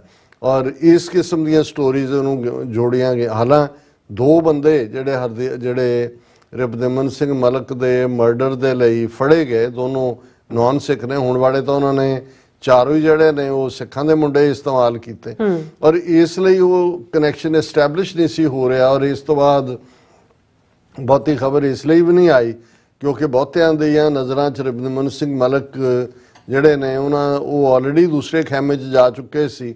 ਹਾਲਾਂਕਿ ਈਵਨ ਅਸੀਂ ਵੀ ਇਸ ਗੱਲ ਦਾ ਜ਼ਿਕਰ ਪਾਸਿੰਗ ਰੈਫਰੈਂਸ ਦੇ ਵਿੱਚ ਕਈ ਪ੍ਰੋਗਰਾਮਾਂ 'ਚ ਕੀਤਾ ਹੋਏਗਾ ਕਿ ਏਜੰਸੀਆਂ ਦਾ ਇਹ ਇੱਕ ਫਾਰਮੂਲਾ ਵੀ ਹੁੰਦਾ ਹੈ ਕਿ ਜਿਨ੍ਹਾਂ ਨੂੰ ਉਹਨਾਂ ਨੇ ਵਰਤਿਆ ਹੁੰਦਾ ਹੈ ਔਰ ਜਿਨ੍ਹਾਂ ਦੇ ਕੋਲ ਬਹੁਤ ਸਾਰੇ ਭੇਦ ਹੁੰਦੇ ਨੇ, ਉਹਨਾਂ ਨੂੰ ਫਾਈਨਲੀ ਡੰਪ ਕਰ ਦਿੱਤਾ ਜਾਂਦਾ ਹੈ।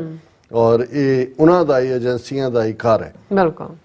ਇਹ ਕ੍ਰੈਡਿਟ ਸਰ ਸਿਮਰਨਜੀਤ ਸਿੰਘ ਮਾਨ ਨੂੰ ਜਾਂਦਾ ਹੈ ਕਿ ਵੀ ਉਹਨਾਂ ਨੇ ਪਿਛਲੇ 1.5 ਸਾਲ 'ਚ ਜਦੋਂ ਤੋਂ ਮੈਂਬਰ ਪਾਰਲੀਮੈਂਟ ਬਣੇ, ਜਦੋਂ ਵੀ ਉਹਨਾਂ ਨੇ ਇੰਡੀਆ ਦੇ ਟਰਾਂਸਨੈਸ਼ਨਲ ਰਿਪਰੈਸ਼ਨ ਕ੍ਰਾਈਮ ਦਾ ਜ਼ਿਕਰ ਕੀਤਾ, ਉਸ ਲਿਸਟ ਦੇ ਵਿੱਚ ਉਹ ਰਿਪਦਮਨ ਸਿੰਘ ਮਲਿਕ ਤੋਂ ਭਾਈ ਪਰਮਜੀਤ ਸਿੰਘ ਪੰਜਵੜ ਤਾਂ ਮਈ 2023 'ਚ ਜਾਂ ਜੂਨ ਦੇ ਵਿੱਚ ਹਰਦੀਪ ਸਿੰਘ ਨਿੱਜਰ ਦਾ, ਉਹ ਉਸ ਤੋਂ ਵੀ ਪਹਿਲਾਂ 2022 'ਚ ਰਿਪਦਮਨ ਸਿੰਘ ਮਲਿਕ ਦਾ ਨਾਂ ਜ਼ਰੂਰ ਲੈਂਦੇ ਸੀ ਕਿ ਵੀ ਇਹਨਾਂ ਨੂੰ ਵੀ ਇੰਡੀਅਨ ਏਜੰਸੀਆਂ ਨੇ ਮਾਰਿਆ। ਸੋ ਅਸੀਂ ਇਹ ਸਾਡਾ ਫਾਰਮੈਟ ਇਸ ਵੇਲੇ ਇਹ ਨਹੀਂ ਹੈ ਕਿ ਵੀ ਰਿਪਦਮਨ ਸਿੰਘ ਮਲਿਕ ਕਿਵੇਂ ਪੰਥਕ ਦਾਇਰਾਕਾਰ ਚੋਂ ਨਿਕਲ ਕੇ ਦੁਸ਼ਮਣ ਦੀ ਖੇਡ ਦੇ ਵਿੱਚ ਚਲੇ ਗਏ ਜਾਂ ਉਹ ਕੀ ਹਾਲਾਤ ਹੋਣਗੇ ਜਿਨ੍ਹਾਂ ਥੱਲੇ ਉਹਨਾਂ ਨੇ ਪਹਿਲਾ ਕਾਰਾ ਜਾਂ ਉਸ ਤੋਂ ਬਾਅਦ ਮਾਫੀਨਾਮੇ ਤੱਕ ਜਾਂ ਜਾਣ ਦੀ ਗੱਲ ਕੀਤੀ।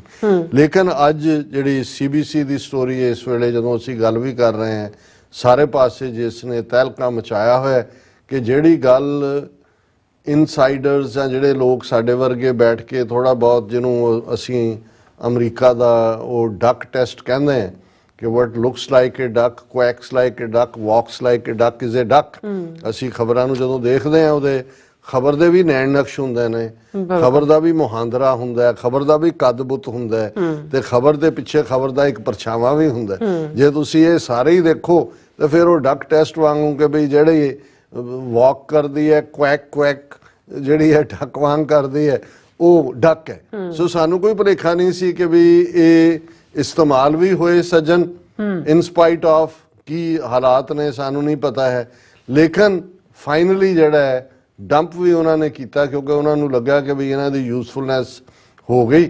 ਔਰ ਉਹਨੂੰ ਕਿਉਂਕਿ ਹੁਣ ਦੂਸਰਿਆਂ ਨੂੰ ਜਿਹੜੇ ਆਲਰੇਡੀ ਫਰੰਟ ਹਰਦੀਪ ਸਿੰਘ ਨਿੱਜਰ ਜਾਂ ਜਿਹੜੇ ਐਕਟਿਵਿਸਟ ਅੱਗੋਂ ਖਾਲਿਸਤਾਨ ਦੇ ਲਈ ਨਿਤਰੇ ਸੀ, ਉਹਨਾਂ ਨੇ ਕਿਹਾ ਦੋਨਾਂ ਨੂੰ ਦੇ ਨਾਲ ਜੋੜ ਦਿਓ ਕਿ ਜੀ ਇਹ ਕਿਉਂਕਿ ਹੁਣ ਇਹ ਖਾਲਿਸਤਾਨ ਦੇ ਹੱਕ 'ਚ ਨਹੀਂ ਨੇ, ਇੰਡੀਅਨ ਗਵਰਨਮੈਂਟ ਲਈ ਭੁਗਤ ਰਹੇ ਨੇ, ਤੇ ਇਹਨਾਂ ਨੇ ਇਸ ਨੂੰ ਐਲੀਮੀਨੇਟ ਕੀਤਾ। ਜੀ ਹੁਣ ਜਿਹੜੀ ਇਹ ਖਬਰ ਹੈ ਜਿਸ ਦਾ ਹੁਣ ਜਿਹੜੀ ਕੈਨੇਡਾ ਦੀ ਇਨਵੈਸਟੀਗੇਟਿਵ ਏਜੰਸੀ RCMP ਉਹਨੂੰ ਕਿਹਾ ਜਾਂਦਾ ਹੈ, ਰਾਇਲ ਕੈਨੇਡੀਅਨ ਮਾਊਂਟਡ ਪੁਲਿਸ, ਔਰ ਕਿਉਂਕਿ ਮਾਊਂਟਡ ਹੈ, ਘੋੜਿਆਂ ਤੇ ਚੜ੍ਹੇ ਨੇ, ਇਸ ਲਈ ਇਹਨਾਂ ਨੂੰ ਮਾਊਂਟੀਜ਼ ਵੀ ਕਹਿੰਦੇ ਨੇ। CBC ਦੀ ਇਹ ਸਟੋਰੀ ਹੈ, ਮਾਊਂਟੀਜ਼ ਵਾਰਨ son of man acquitted in Air India bombings that his life may be in danger. Warning comes as investigators probe possible Indian government links to Ripdaman Singh Malak's 2022 killing.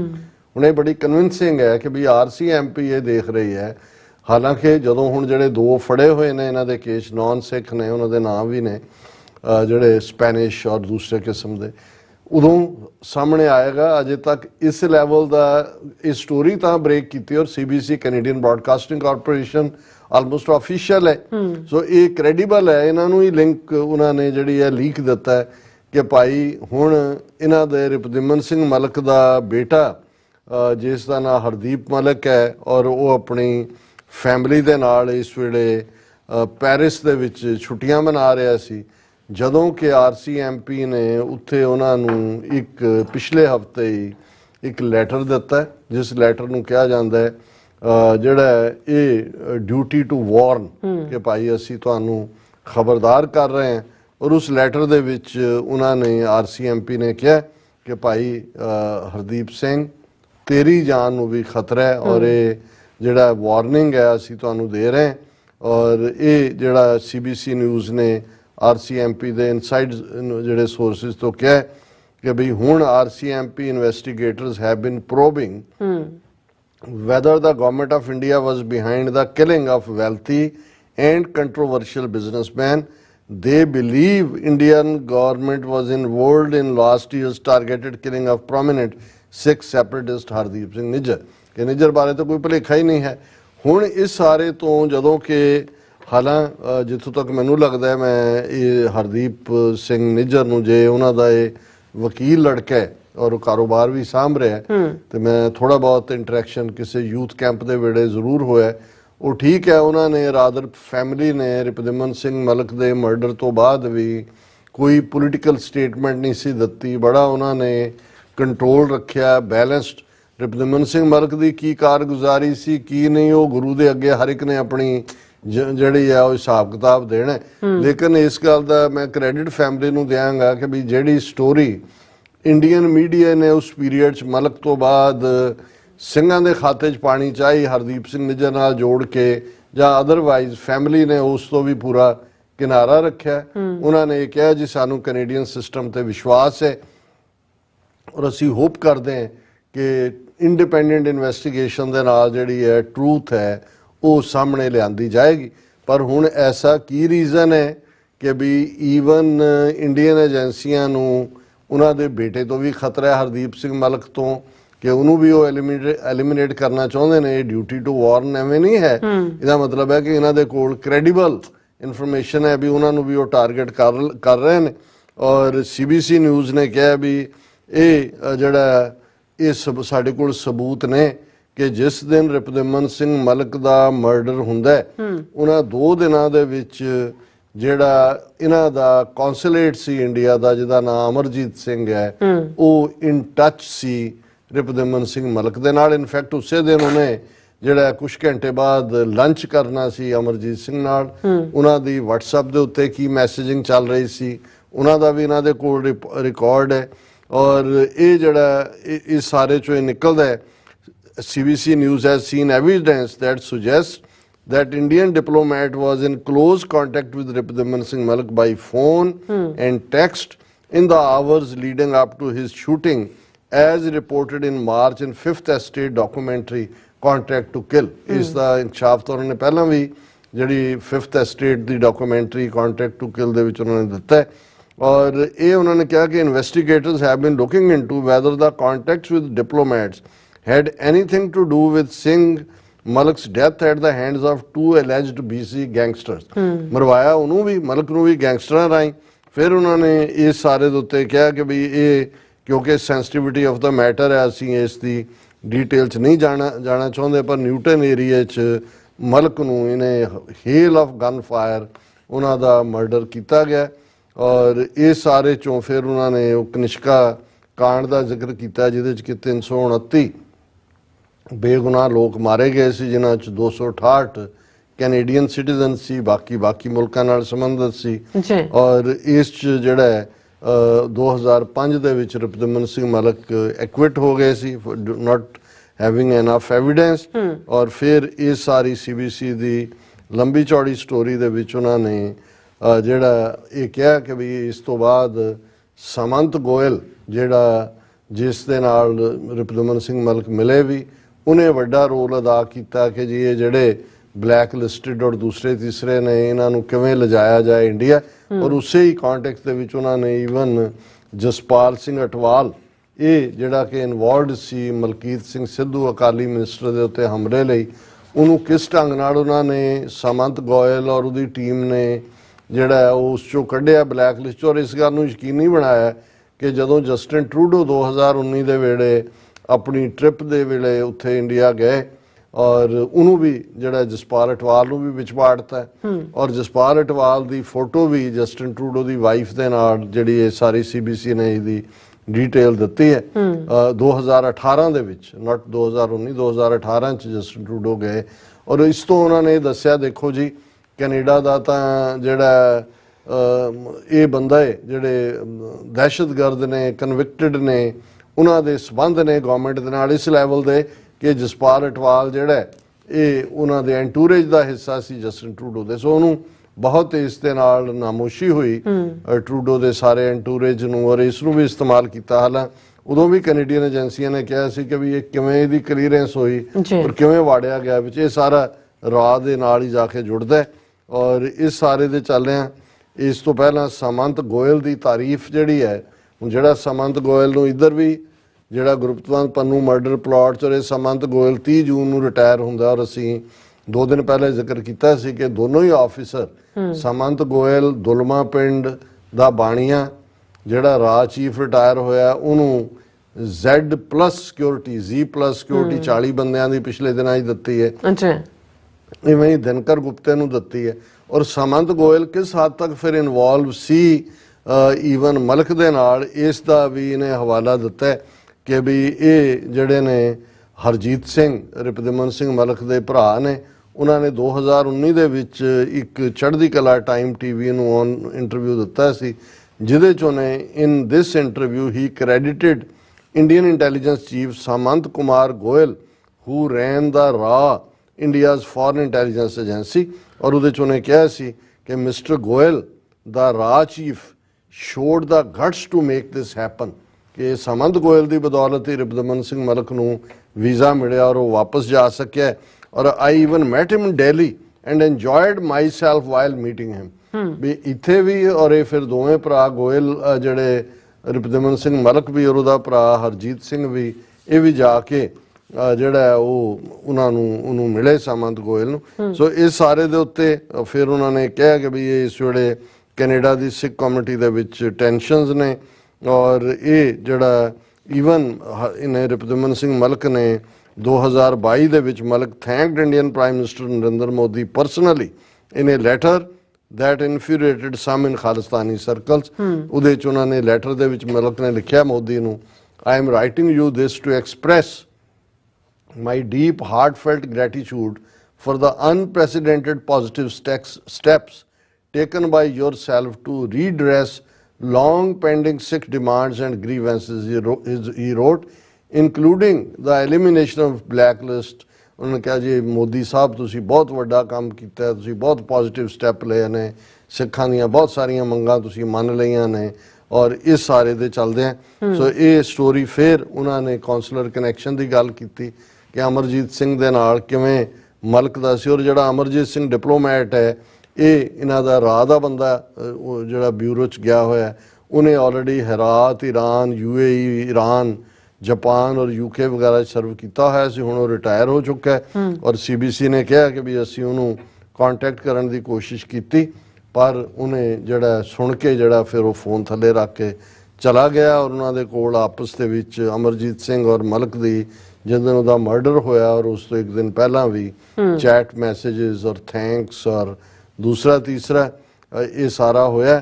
ਔਰ ਇਹ ਉਹਨਾਂ ਨੇ ਕਿਹਾ ਕਿ ਵੀ number ਵੀ BC ਦਾ ਅੱਡ phone number ਹੈ ਔਰ 22 minute ਬਾਅਦ ਜਿਹੜੀ ਹੈ ਕਾਲ ਇੰਨੇ ਟਾਈਮ ਤੇ ਹੋਈ। ਸੋ ਬੜੀ ਸਪੈਸੀਫਿਕ ਇਨਫੋਰਮੇਸ਼ਨ ਹੈ ਕਿ ਵੀ ਜਦੋਂ ਉਹਦੀ ਕਨਵਰਸੇਸ਼ਨ ਇੰਡੀਅਨ ਇਸ ਕਾਉਂਸਲਰ ਦੇ ਨਾਲ ਅਮਰਜੀਤ ਸਿੰਘ ਨਾਲ ਹੁੰਦੀ ਹੈ ਤੇ 4.5 ਘੰਟੇ ਬਾਅਦ ਰਿਪੁਦਮਨ ਸਿੰਘ ਮਲਕ ਦਾ ਮਰਡਰ ਹੋ ਜਾਂਦਾ ਹੈ, ਕਿਉਂਕਿ ਉਹਨੇ ਤਾਂ ਉਹਦੇ ਨਾਲ ਲੰਚ ਕਰਨਾ ਸੀ ਅਮਰਜੀਤ ਸਿੰਘ ਨਾਲ ਔਰ ਇਹ ਉਹ ਜਾ ਚੁੱਕਾ ਉਸ ਵੇਲੇ ਉੱਥੇ ਇੰਡੀਆ 'ਚ ਬੈਠਾ ਅਮਰਜੀਤ ਸਿੰਘ ਔਰ ਕੈਨੇਡਾ ਨੇ ਅਜੇ ਤੱਕ ਉਹਨੂੰ ਇੰਡਾਇਕਟ ਨਹੀਂ ਕੀਤਾ। ਪਰ ਇਸ ਸਟੋਰੀ ਤੋਂ ਮੈਨੂੰ ਇਹ ਲੱਗਦਾ ਹੈ ਕਿ ਇਵੈਂਚੁਅਲੀ ਇਸ ਮਰਡਰ ਦੇ ਲਈ ਵੀ ਔਰ ਜਿਵੇਂ ਅਸੀਂ ਓਪਨਿੰਗ ਦੇ ਵਿੱਚ ਹੀ ਕਿਹਾ ਕਿ ਹੁਣ ਕਿਉਂਕਿ ਇਸ ਜਦੋਂ ਇਹ ਸਾਰਾ ਤਾਣਾ ਬਾਣਾ ਉਧੜ ਹੀ ਰਿਹਾ ਕਿ ਕਿਹਦੇ ਪਿੱਛੇ ਕੌਣ ਹੈ ਤੇ ਫਿਰ ਜੇ ਰਿਪੁਦਮਨ ਸਿੰਘ ਮਲਕ ਦਾ ਮਰਡਰ ਇੰਡੀਅਨ ਏਜੰਸੀਆਂ ਨੇ ਕੀਤਾ ਔਰ ਇਸ ਦੀ ਇਨਵੈਸਟੀਗੇਸ਼ਨ ਦੇ ਨਾਲ ਨਾਲ ਜਿਹੜੇ ਬੇਗੁਨਾਹ 329 ਮਾਰੇ ਗਏ ਉਹਨਾਂ ਦੀ ਜਿਹੜੀ ਰੂਹਾਂ ਨੂੰ ਸ਼ਾਂਤੀ ਤਾਂ ਹੀ ਮਿਲੇਗੀ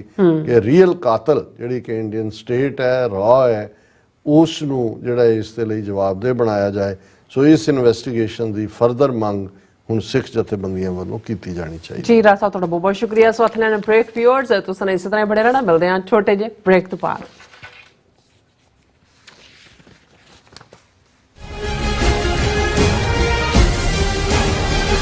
पूरा सो पहचान जो लरे दीन की हेत। ਘੱਲੂਘਾਰਾ 1984 ਦੀ 40ਵੀਂ ਵਰ੍ਹੇਗੰਢ ਮੌਕੇ ਕੌਮੀ ਸ਼ਹੀਦਾਂ ਦੀ ਯਾਦ ਨੂੰ ਸਮਰਪਿਤ ਸਮਾਗਮ 2 ਜੂਨ 2024 ਦਿਨ ਐਤਵਾਰ ਨੂੰ Gurdwara Singh Sabha of north Texas dolls ਵਿਖੇ ਹੋਣ ਜਾ ਰਿਹਾ ਹੈ। ਅਖੰਡ ਪਾਠ ਸਾਹਿਬ ਦੀ ਆਰੰਭਤਾ 31 ਮਈ ਨੂੰ ਸਵੇਰੇ ਹੋਵੇਗੀ ਅਤੇ 2 ਜੂਨ ਨੂੰ ਸਵੇਰੇ 9 ਵਜੇ ਭੋਗ ਪਾਏ ਜਾਣਗੇ। ਅਖੰਡ ਪਾਠ ਸਾਹਿਬ ਦੀ ਸੇਵਾ ਪੰਥਕ ਸੇਵਾਦਾਰ ਡਾਕਟਰ ਰਣਜੀਤ ਸਿੰਘ ਦੀ ਯਾਦ ਵਿੱਚ ਉਹਨਾਂ ਦੇ ਸਮੁੱਚੇ ਪਰਿਵਾਰ ਵੱਲੋਂ ਨਿਭਾਈ ਜਾਵੇਗੀ। 2 ਜੂਨ ਨੂੰ ਗੁਰੂ ਘਰ ਵਿਖੇ ਖੂਨਦਾਨ ਕੈਂਪ ਵੀ ਲਾਇਆ ਜਾਵੇਗਾ।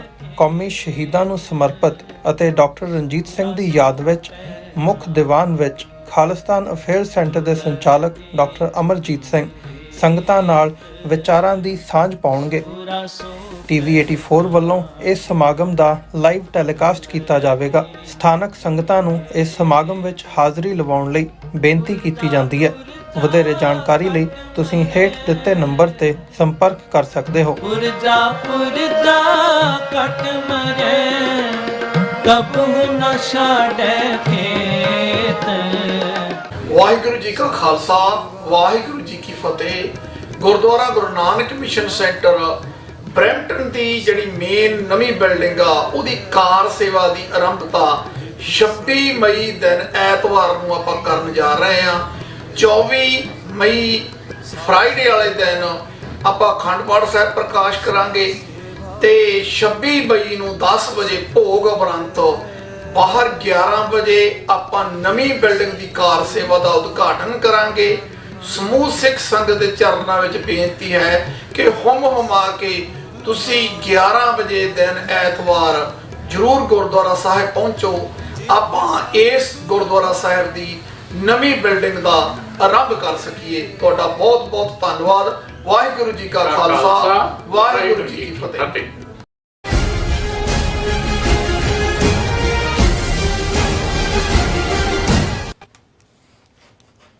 Viewers welcome back to program. So viewers ਗੱਲਬਾਤ ਕਰਨ ਜਾ ਰਹੇ ਹਾਂ ਕਿ ਹਿੰਦੂਤਵੀਆਂ ਨੇ ਭਾਰਤ ਨੂੰ ਲਗਭਗ ਹਿੰਦੂ ਰਾਸ਼ਟਰ ਬਣਾ ਹੀ ਦਿੱਤਾ ਹੈ।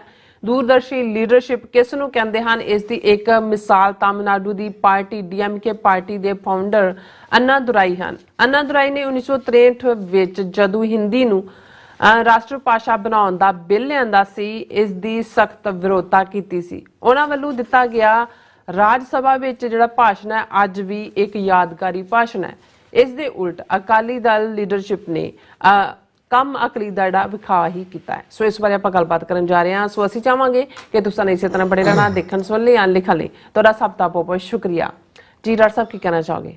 ਦੇਖੋ, ਇੱਕ ਤਾਰੀਖ ਜਾਂ ਹਿਸਟਰੀ ਦਾ ਵਿਦਿਆਰਥੀ ਹੋਣ ਦੇ ਨਾਤੇ ਮੇਰੀ ਨਜ਼ਰ ਜਦੋਂ ਕਿਤੇ ਐਸੇ ਕਿਸੇ ਹਿਸਟੋਰੀਕਲ ਵਾਕਿਆ ਦੇ ਉੱਤੇ ਪੈਂਦੀ ਹੈ ਤਾਂ ਇੱਕਦਮ ਮੇਰਾ ਧਿਆਨ ਉਹ ਖਿੱਚਦੀ ਹੈ ਕਿ ਵੀ ਕਾਸ਼ ਜਦੋਂ ਅਸੀਂ ਦੂਰਦਰਸ਼ੀ ਫਾਰਸਾਈਟਡ ਲੀਡਰਸ਼ਿਪ ਦੀ ਗੱਲ ਕਰਦੇ ਹਾਂ। ਸੋ ਜ਼ਾਹਰ ਹੈ ਅਸੀਂ 47 ਦੇ ਦੌਰ ਨੂੰ ਤਾਂ ਹਮੇਸ਼ਾ ਹੀ ਇੱਕ ਉਸ ਦੁਖਦ ਜਿਹੜਾ ਇੱਕ ਬਿਟਰੇਲ ਵੀ ਹੈ ਦੁਸ਼ਮਣ ਦੇ ਪੱਖ ਤੋਂ, ਲੇਕਿਨ ਆਪਣਿਆਂ ਦੀ ਨਾ ਸਮਝੀ ਔਰ ਅੰਨਾਪਣ ਅਕਲ ਦਾ ਦਿਵਾਲੀਆਪਨ ਹੈ ਕਿ ਤੁਸੀਂ ਆਪਣੇ ਆਜ਼ਾਦ ਮੁਲਕ ਖਾਲਿਸਤਾਨ ਦੀ ਵਜ਼ਾਹਤ ਕਰਨ ਦੀ ਥਾਂ ਆਪਣੀ ਕਿਸਮਤ ਘੜਨ ਦਾ ਹੱਕ ਉਹਨਾਂ ਦੇ ਹੱਥ ਸੌਂਪ ਰਹੇ ਹੋ ਜਿਨ੍ਹਾਂ ਦੇ ਅੰਦਰ 5 ਸਦੀਆਂ ਦਾ ਵੈਰ ਚੱਲ ਰਿਹਾ ਸੀ ਕਿ ਉਹਨਾਂ ਨੇ ਜਿਹੜਾ ਉਹ ਤੁਹਾਡਾ ਨਾਮੋ ਨਿਸ਼ਾਨ ਮਿਟਾਣਾ। ਸੋ ਇਹ ਇੱਕ ਬਹੁਤ ਵੱਡਾ ਗੁਨਾਹ ਹਿਸਟਰੀ ਦਾ। ਪਰ ਇਸ ਦੇ ਨਾਲ ਅਸੀਂ ਦੇਖਦੇ ਹਾਂ ਵੀ ਜੇ ਅਸੀਂ ਦੂਸਰੇ ਪੱਖ ਤੋਂ ਹਮੇਸ਼ਾ ਹੀ ਜਦੋਂ ਅਸੀਂ ਮਿਸਟਰ ਮੁਹੰਮਦ ਅਲੀ ਜਿਨ੍ਹਾਂ ਨੂੰ ਮੈਂ ਕਾਇਦੇ ਆਜ਼ਮ ਕਹਿੰਦਾ, ਕਈ ਵਾਰ ਸਾਡੇ ਕੁਝ ਸਿੱਖ ਵੀਰ ਵੀ ਇਸ ਦੇ ਉੱਤੇ ਸਵਾਲ ਚੁੱਕਦੇ ਨੇ, ਸੋ ਮੇਰਾ ਇਹ ਕਹਿਣਾ ਹੁੰਦਾ ਹੈ ਕਿ ਵੀ ਤੁਸੀਂ ਆਪਣੇ ਪਰਸਪੈਕਟਿਵ ਤੋਂ ਨਾ ਦੇਖੋ, ਤੁਸੀਂ ਇਹ ਦੇਖੋ ਕਿ ਵੀ ਜੇ ਉਹਨਾਂ ਦੇ ਕੋਲ ਇਸ ਲੈਵਲ ਦਾ ਮੁਸਲਮਾਨਾਂ ਦੇ ਕੋਲ ਸਬ ਕੰਟੀਨੈਂਟ 'ਚ ਫਾਰਸਾਈਟਡ ਲੀਡਰ ਨਾ ਹੁੰਦਾ, ਇਕਬਾਲ ਵਰਗਾ ਥਿੰਕਰ ਨਾ ਹੁੰਦਾ, ਤੇ ਬਹੁਤੀ ਮੈਜੋਰਿਟੀ ਤਾਂ ਉਹਨਾਂ ਦੀ ਸਾਡੇ ਵਾਂਗ ਗਵਾਚੇ ਹੀ ਹੋਏ ਸੀ। ਸੋ ਵੀ ਜਿਹੜਾ ਇੱਕ ਬੰਦਾ ਬਿਨਾਂ ਇੱਕ ਦਿਨ ਵੀ ਜੇਲ੍ਹ ਕੱਟਿਆ, ਬਿਨਾਂ ਆਪਣੀ ਕੌਮ ਦਾ ਜਿਹੜਾ ਉਹ ਨੁਕਸਾਨ ਕਰਵਾਇਆ ਜਾਂ ਉਹਨਾਂ ਨੂੰ ਤੁਸੀਂ ਕੁਰਬਾਨੀਆਂ ਸ਼ਹੀਦੀਆਂ ਸੁਣਾਈ ਜਾਓ, ਉਹ ਉਹਨਾਂ ਨੂੰ ਇੱਕ ਮੁਲਕ ਲੈ ਕੇ ਦੇ ਦਿੰਦਾ ਹੈ। ਔਰ ਉਹਨਾਂ ਚੋਂ ਕਿ ਵੀ ਜਿਹਨੂੰ ਕਹਿੰਦੇ ਨੇ to draw victory out of the jaws of defeat, ਵੀ ਬ੍ਰਿਟਿਸ਼ਰਸ ਨਾਲ ਵੀ ਉਹ ਘੁਲਦਾ ਹੈ, ਉਹ ਗਾਂਧੀ, ਨਹਿਰੂ, ਪਟੇਲ, ਇਹਨਾਂ ਸਾਰਿਆਂ ਦੇ ਨਾਲ ਵੀ, ਤੇ ਜਿਹੜੇ ਆਪਣੇ ਚੋਂ ਖੜੇ ਕੀਤੇ ਸ਼ੋ ਬॉय ਨੇ ਮੌਲਾਨਾ ਅਬੁਲ ਕਲਾਮ ਆਜ਼ਾਦ ਵਰਗੇ, ਜਿਵੇਂ ਅੱਜ ਜਦੋਂ ਅਸੀਂ ਖਾਲਿਸਤਾਨ ਦੀ ਸਟਰਗਲ ਦੇ ਲਈ ਲੜ ਰਹੇ ਹਾਂ, ਸੋ ਸਾਡੀ ਲੜਾਈ ਦੁਸ਼ਮਣ ਦਿੱਲੀ ਤਾਂ ਬਾਅਦ 'ਚ, ਪਹਿਲਾਂ ਤਾਂ ਪੰਜਾਬ 'ਚ ਬੁੱਚੜ ਬੇਅੰਤੇ ਜਾਂ ਉਸ ਤੋਂ ਪਹਿਲਾਂ ਉਹ ਸਾਰੀ ਨਸਲ ਦੇ ਲੋਕ ਤੇ ਅੱਜ ਵੀ ਤੁਹਾਡੇ ਸਾਹਮਣੇ ਚਿਹਰੇ ਜਿਨ੍ਹਾਂ ਨੂੰ ਅਸੀਂ ਜਵਾਬ ਦੇ ਰਹੇ ਹਾਂ। ਕੋਈ ਭਗਵੰਤ ਮਾਨ ਹੈ, ਕੋਈ ਬਾਦਲ ਹੈ, ਕੋਈ ਖਹਿਰੇ ਨੇ, ਕੋਈ ਇੱਧਰਲੇ ਵਿਕੂ ਹੋਏ ਨੇ, ਕੋਈ ਉਧਰਲੇ ਵਿਕੇ ਹੋਏ ਨੇ।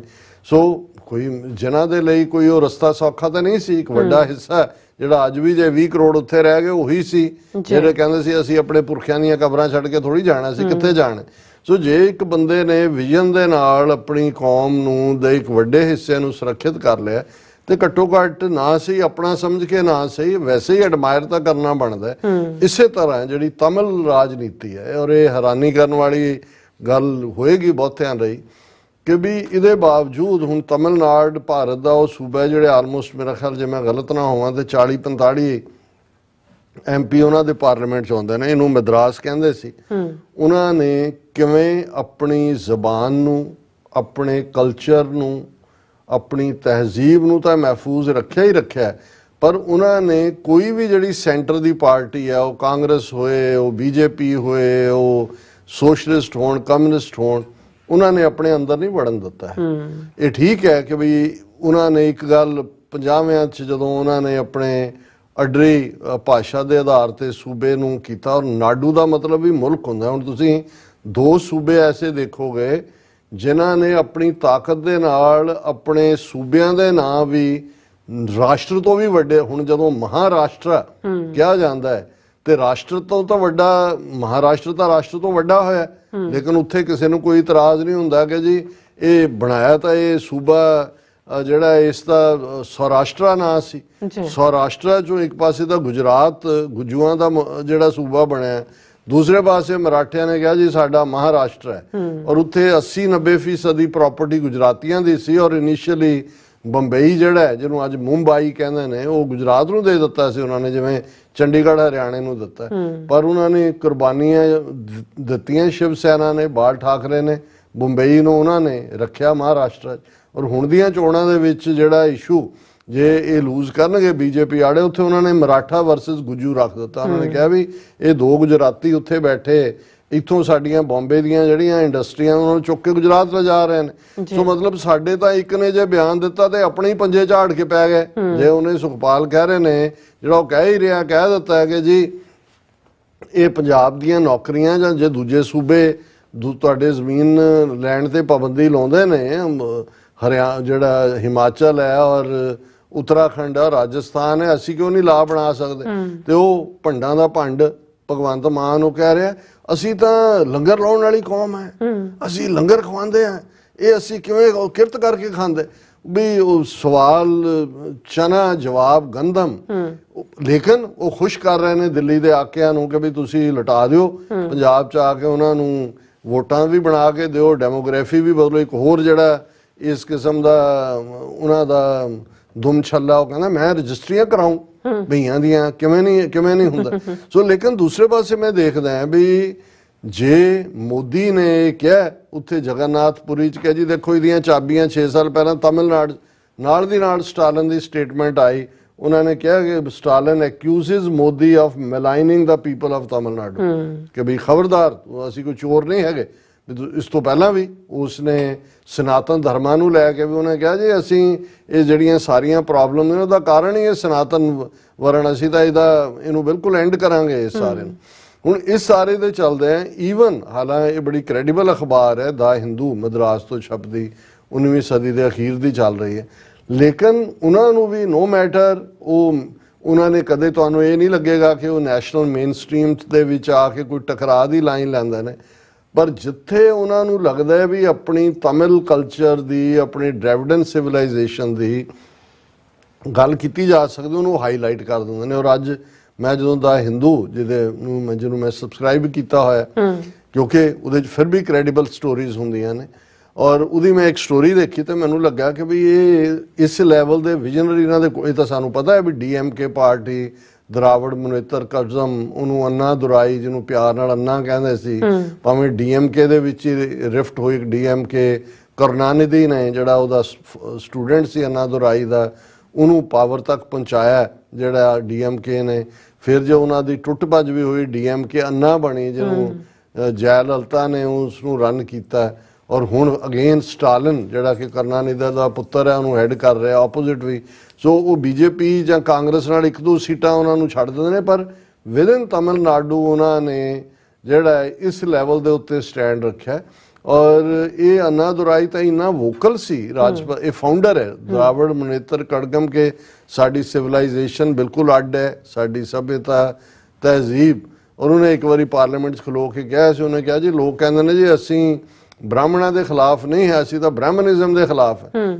ਉਹਨੇ ਕਿਹਾ ਕਿ ਵੀ ਜੇ ਬ੍ਰਾਹਮਣ ਹੀ ਨਹੀਂ ਹੈਗੇ ਤਾਂ ਫਿਰ ਬ੍ਰਾਹਮਣਿਜ਼ਮ ਕਿੱਥੋਂ ਆ ਗਿਆ? ਉਹਦਾ ਮਤਲਬ ਕਿਹਾ ਵੀ ਇਹ ਜਿਹੜਾ ਇਜ਼ਮ ਦਿੱਤਾ ਹੈ ਤਾਂ ਬ੍ਰਾਹਮਣਸ ਨੇ ਹੀ ਦਿੱਤਾ ਹੈ ਨਾ ਵੀ ਅਲਟੀਮੇਟ। ਔਰ ਇਸ ਹੱਦ ਤੱਕ ਉਹਨਾਂ ਨੇ ਤਾਂ ਸਾਰੇ ਤਮਿਲਨਾਡੂ ਤੋਂ ਇਹਨਾਂ ਦੀਆਂ ਮੰਦਰ ਮੂਰਤੀਆਂ ਸਭ ਚੁਕਾ ਚਕੂ ਕੇ ਉਹਨਾਂ ਨੇ ਜਿਹੜਾ ਉਹਨਾਂ ਨੂੰ ਖੁੰਝੇ ਲਾਇਆ ਕਿ ਕਾਮਨ ਬੰਦੇ ਦੇ ਕੋਲ ਆਏ।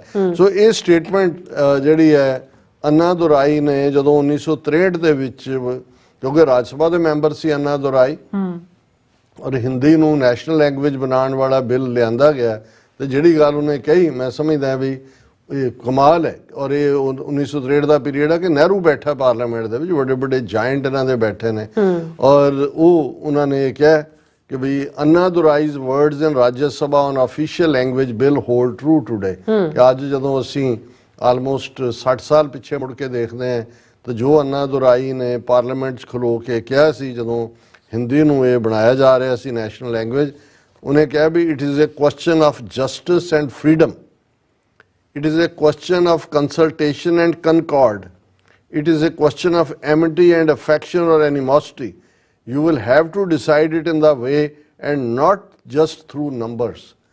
ਕਿ ਵੀ ਇਸ਼ੂਜ਼ ਨੂੰ ਤੁਸੀਂ ਅੱਜ ਤੁਹਾਡੇ ਕੋਲ ਬਹੁਤ ਗਿਣਤੀ ਹੈ, ਤੁਸੀਂ ਕਾਊ ਬੈਲਟ ਦੇ 5 ਸੂਬਿਆਂ ਦੇ ਬੈਠੇ ਹੋ ਤੇ ਤੁਸੀਂ ਬਰੂਟਲ ਮੈਜੋਰਿਟੀ ਦੇ ਨਾਲ ਇਸ਼ੂ ਡਿਸਾਈਡ ਕਰੋ, ਇਹ ਇਵੇਂ ਨਹੀਂ ਹੋਣਾ ਚਾਹੀਦਾ। ਔਰ ਉਹਨੇ ਇਸ ਦੇ ਉੱਤੇ ਬੜੀ ਮਜ਼ਬੂਤ ਲਾਈਨ ਲਈ। ਉਹਨਾਂ ਨੇ ਕਿਹਾ ਕਿ ਬਈ ਇਹ ਜਿਹੜਾ ਮੈਂ ਕਹਿਣਾ the official language issue is central to the political mobilisation of the Dravidian movement. ਵੀ ਅੱਜ ਵੀ ਉੱਥੇ ਉਹਨਾਂ ਨੇ ਹਿੰਦੀ ਨਹੀਂ ਵੜਨ ਦਿੱਤੀ ਹੈ। ਜਦੋਂ ਇਹ ਹਿੰਦੂਤਵਾ ਹੁਣ ਵੀ ਤੁਸੀਂ ਦੇਖੋਗੇ ਕਿ ਤਮਿਲਨਾਡੂ ਚੋਂ ਇਹਨਾਂ ਨੂੰ ਇੱਕ ਅੱਧੀ ਸੀਟ BJP ਨੂੰ ਮਿਲ ਜਾਏ ਤੇ ਉਹ ਵੀ ਨਿਆਮਤ ਹੈ, ਉਹ ਵੀ ਨਹੀਂ ਇਹਨਾਂ ਨੂੰ ਮਿਲਣੀ, ਕਿਉਂਕਿ ਉਹ ਇੱਕਦਮ ਜਿਹਨੂੰ ਕਹਿੰਦੇ ਨੇ ਕਿ ਅਪ ਦਾ ਐਂਟੇ ਕਰ ਦਿੰਦੇ ਨੇ ਕਿ ਡ੍ਰੈਵਿਡਨ।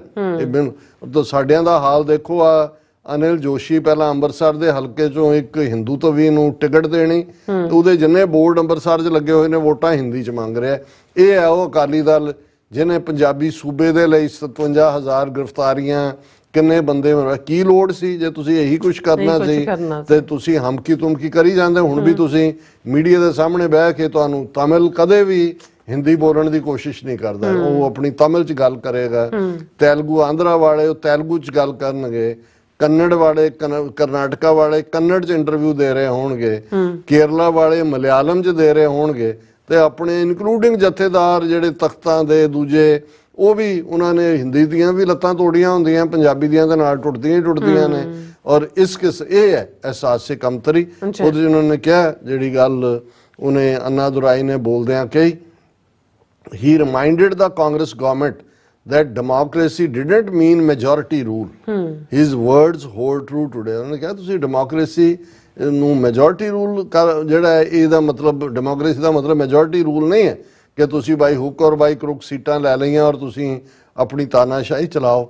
I think apart from political arithmetic, this august house will pay some attention to political ethics and democratic liberalism, for democracy doesn't merely mean majority rule. ਕਿ ਵੀ ਕੋਈ ਤੁਸੀਂ ethics ਕੋਈ ਲੋਕਾਂ ਦੀ ਹੈ ਕੋਈ minorities ਦੇ ਹੱਕ ਕਲਚਰਸ ਉਹਦੀ ਗੱਲ ਦੇਖੋ।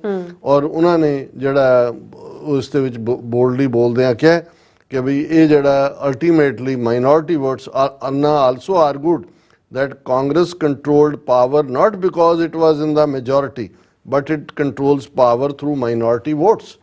ਉਹਨੇ ਕਿਹਾ ਤੁਸੀਂ ਮਿਲਾ ਲਓ ਤੁਸੀਂ ਕਿੰਨੇ % ਵੋਟਾਂ ਨਾਲ ਜਿੱਤਦੇ ਹੋ 46%। ਇਹਦਾ ਮਤਲਬ ਇਹ ਹੈ ਕਿ ਵੀ ਜਿਹੜੇ 54% ਨੇ ਉਹਨਾਂ ਨੇ ਤੁਹਾਨੂੰ ਨਹੀਂ ਕੀਤਾ, ਸੋ ਤੁਸੀਂ ਮੈਜੋਰਟੀ ਦਾ ਮੈਂਡੇਟ ਨਹੀਂ ਉਹਨੂੰ ਰਿਪਰੈਜ਼ੈਂਟ ਕਰਦੇ।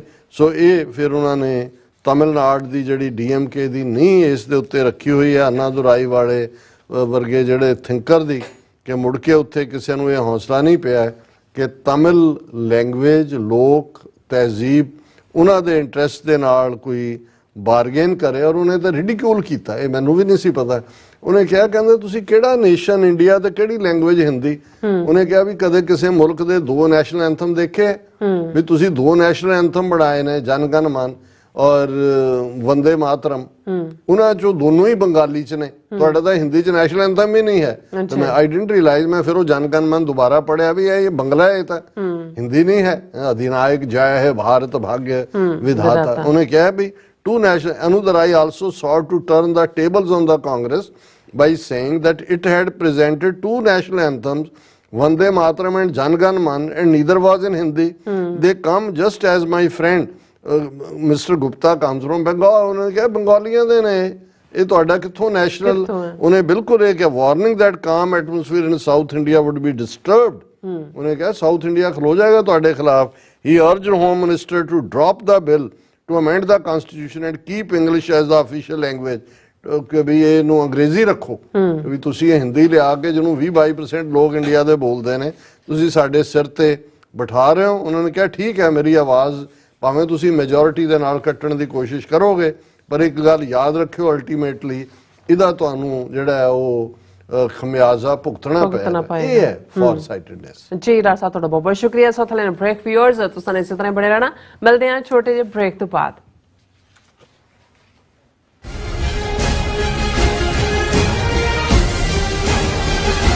पूरा सो पहचान जो लरे दीन की हेत। ਘੱਲੂਘਾਰਾ 1984 ਦੀ 40ਵੀਂ ਵਰ੍ਹੇਗੰਢ ਮੌਕੇ ਕੌਮੀ ਸ਼ਹੀਦਾਂ ਦੀ ਯਾਦ ਨੂੰ ਸਮਰਪਿਤ ਸਮਾਗਮ 2 ਜੂਨ 2024 ਦਿਨ ਐਤਵਾਰ ਨੂੰ Gurdwara Singh Sabha of north Texas dolls ਵਿਖੇ ਹੋਣ ਜਾ ਰਿਹਾ ਹੈ। ਅਖੰਡ ਪਾਠ ਸਾਹਿਬ ਦੀ ਆਰੰਭਤਾ 31 ਮਈ ਨੂੰ ਸਵੇਰੇ ਹੋਵੇਗੀ ਅਤੇ 2 ਜੂਨ ਨੂੰ ਸਵੇਰੇ 9 ਵਜੇ ਭੋਗ ਪਾਏ ਜਾਣਗੇ। ਅਖੰਡ ਪਾਠ ਸਾਹਿਬ ਦੀ ਸੇਵਾ ਪੰਥਕ ਸੇਵਾਦਾਰ ਡਾਕਟਰ ਰਣਜੀਤ ਸਿੰਘ ਦੀ ਯਾਦ ਵਿੱਚ ਉਹਨਾਂ ਦੇ ਸਮੁੱਚੇ ਪਰਿਵਾਰ ਵੱਲੋਂ ਨਿਭਾਈ ਜਾਵੇਗੀ। 2 ਜੂਨ ਨੂੰ ਗੁਰੂ ਘਰ ਵਿਖੇ ਖੂਨਦਾਨ ਕੈਂਪ ਵੀ ਲਾਇਆ ਜਾਵੇਗਾ। ਕੌਮੀ ਸ਼ਹੀਦਾਂ ਨੂੰ ਸਮਰਪਿਤ ਅਤੇ ਡਾਕਟਰ ਰਣਜੀਤ ਸਿੰਘ ਦੀ ਯਾਦ ਵਿੱਚ ਮੁੱਖ ਦੀਵਾਨ ਵਿੱਚ ਖਾਲਿਸਤਾਨ ਅਫੇਅਰਸ ਸੈਂਟਰ ਦੇ ਸੰਚਾਲਕ ਡਾਕਟਰ ਅਮਰਜੀਤ ਸਿੰਘ ਸੰਗਤਾਂ ਨਾਲ ਵਿਚਾਰਾਂ ਦੀ ਸਾਂਝ ਪਾਉਣਗੇ। TV 84 ਵੱਲੋਂ ਇਸ ਸਮਾਗਮ ਦਾ ਲਾਈਵ ਟੈਲੀਕਾਸਟ ਕੀਤਾ ਜਾਵੇਗਾ। ਸਥਾਨਕ ਸੰਗਤਾਂ ਨੂੰ ਇਸ ਸਮਾਗਮ ਵਿੱਚ ਹਾਜ਼ਰੀ ਲਵਾਉਣ ਲਈ ਬੇਨਤੀ ਕੀਤੀ ਜਾਂਦੀ ਹੈ। ਵਧੇਰੇ ਜਾਣਕਾਰੀ ਲਈ ਤੁਸੀਂ ਹੇਠ ਦਿੱਤੇ ਨੰਬਰ ਤੇ ਸੰਪਰਕ ਕਰ ਸਕਦੇ ਹੋ। ਪੁਰਜਾ ਪੁਰਜਾ ਕਟ ਮਰੇ ਕਬੂ ਨਾ ਛਾੜੈ ਖੇਤ। ਵਾਹਿਗੁਰੂ ਜੀ ਕਾ ਖਾਲਸਾ ਵਾਹਿਗੁਰੂ ਜੀ ਕੀ ਫਤਿਹ। Gurdwara Guru Nanak mission centre Brampton ਦੀ ਜਿਹੜੀ ਮੇਨ ਨਵੀਂ ਬਿਲਡਿੰਗ ਆ ਉਹਦੀ ਕਾਰ ਸੇਵਾ ਦੀ ਆਰੰਭਤਾ 26 ਮਈ ਦਿਨ ਐਤਵਾਰ ਨੂੰ ਆਪਾਂ ਕਰਨ ਜਾ ਰਹੇ ਹਾਂ। 24 ਮਈ ਫਰਾਈਡੇ ਵਾਲੇ ਦਿਨ ਆਪਾਂ ਅਖੰਡ ਪਾਠ ਸਾਹਿਬ ਪ੍ਰਕਾਸ਼ ਕਰਾਂਗੇ ਤੇ 26 ਮਈ ਨੂੰ 10 ਵਜੇ ਭੋਗ ਉਪਰੰਤ ਬਾਹਰ 11 ਵਜੇ ਆਪਾਂ ਨਵੀਂ ਬਿਲਡਿੰਗ ਦੀ ਕਾਰ ਸੇਵਾ ਦਾ ਉਦਘਾਟਨ ਕਰਾਂਗੇ। ਸਮੂਹ ਸਿੱਖ ਸੰਗਤ ਦੇ ਚਰਨਾਂ ਵਿੱਚ ਬੇਨਤੀ ਹੈ ਕਿ ਹੁਮ ਹੁਮਾ ਕੇ ਤੁਸੀਂ 11 ਵਜੇ ਦਿਨ ਐਤਵਾਰ ਜ਼ਰੂਰ ਗੁਰਦੁਆਰਾ ਸਾਹਿਬ ਪਹੁੰਚੋ। ਆਪਾਂ ਇਸ ਗੁਰਦੁਆਰਾ ਸਾਹਿਬ ਦੀ ਨਵੀਂ ਬਿਲਡਿੰਗ ਦਾ ਆਰੰਭ ਕਰ ਸਕੀਏ। ਤੁਹਾਡਾ ਬਹੁਤ ਬਹੁਤ ਧੰਨਵਾਦ। ਵਾਹਿਗੁਰੂ ਜੀ ਕਾ ਖਾਲਸਾ, ਵਾਹਿਗੁਰੂ ਜੀ ਕੀ ਫਤਿਹ।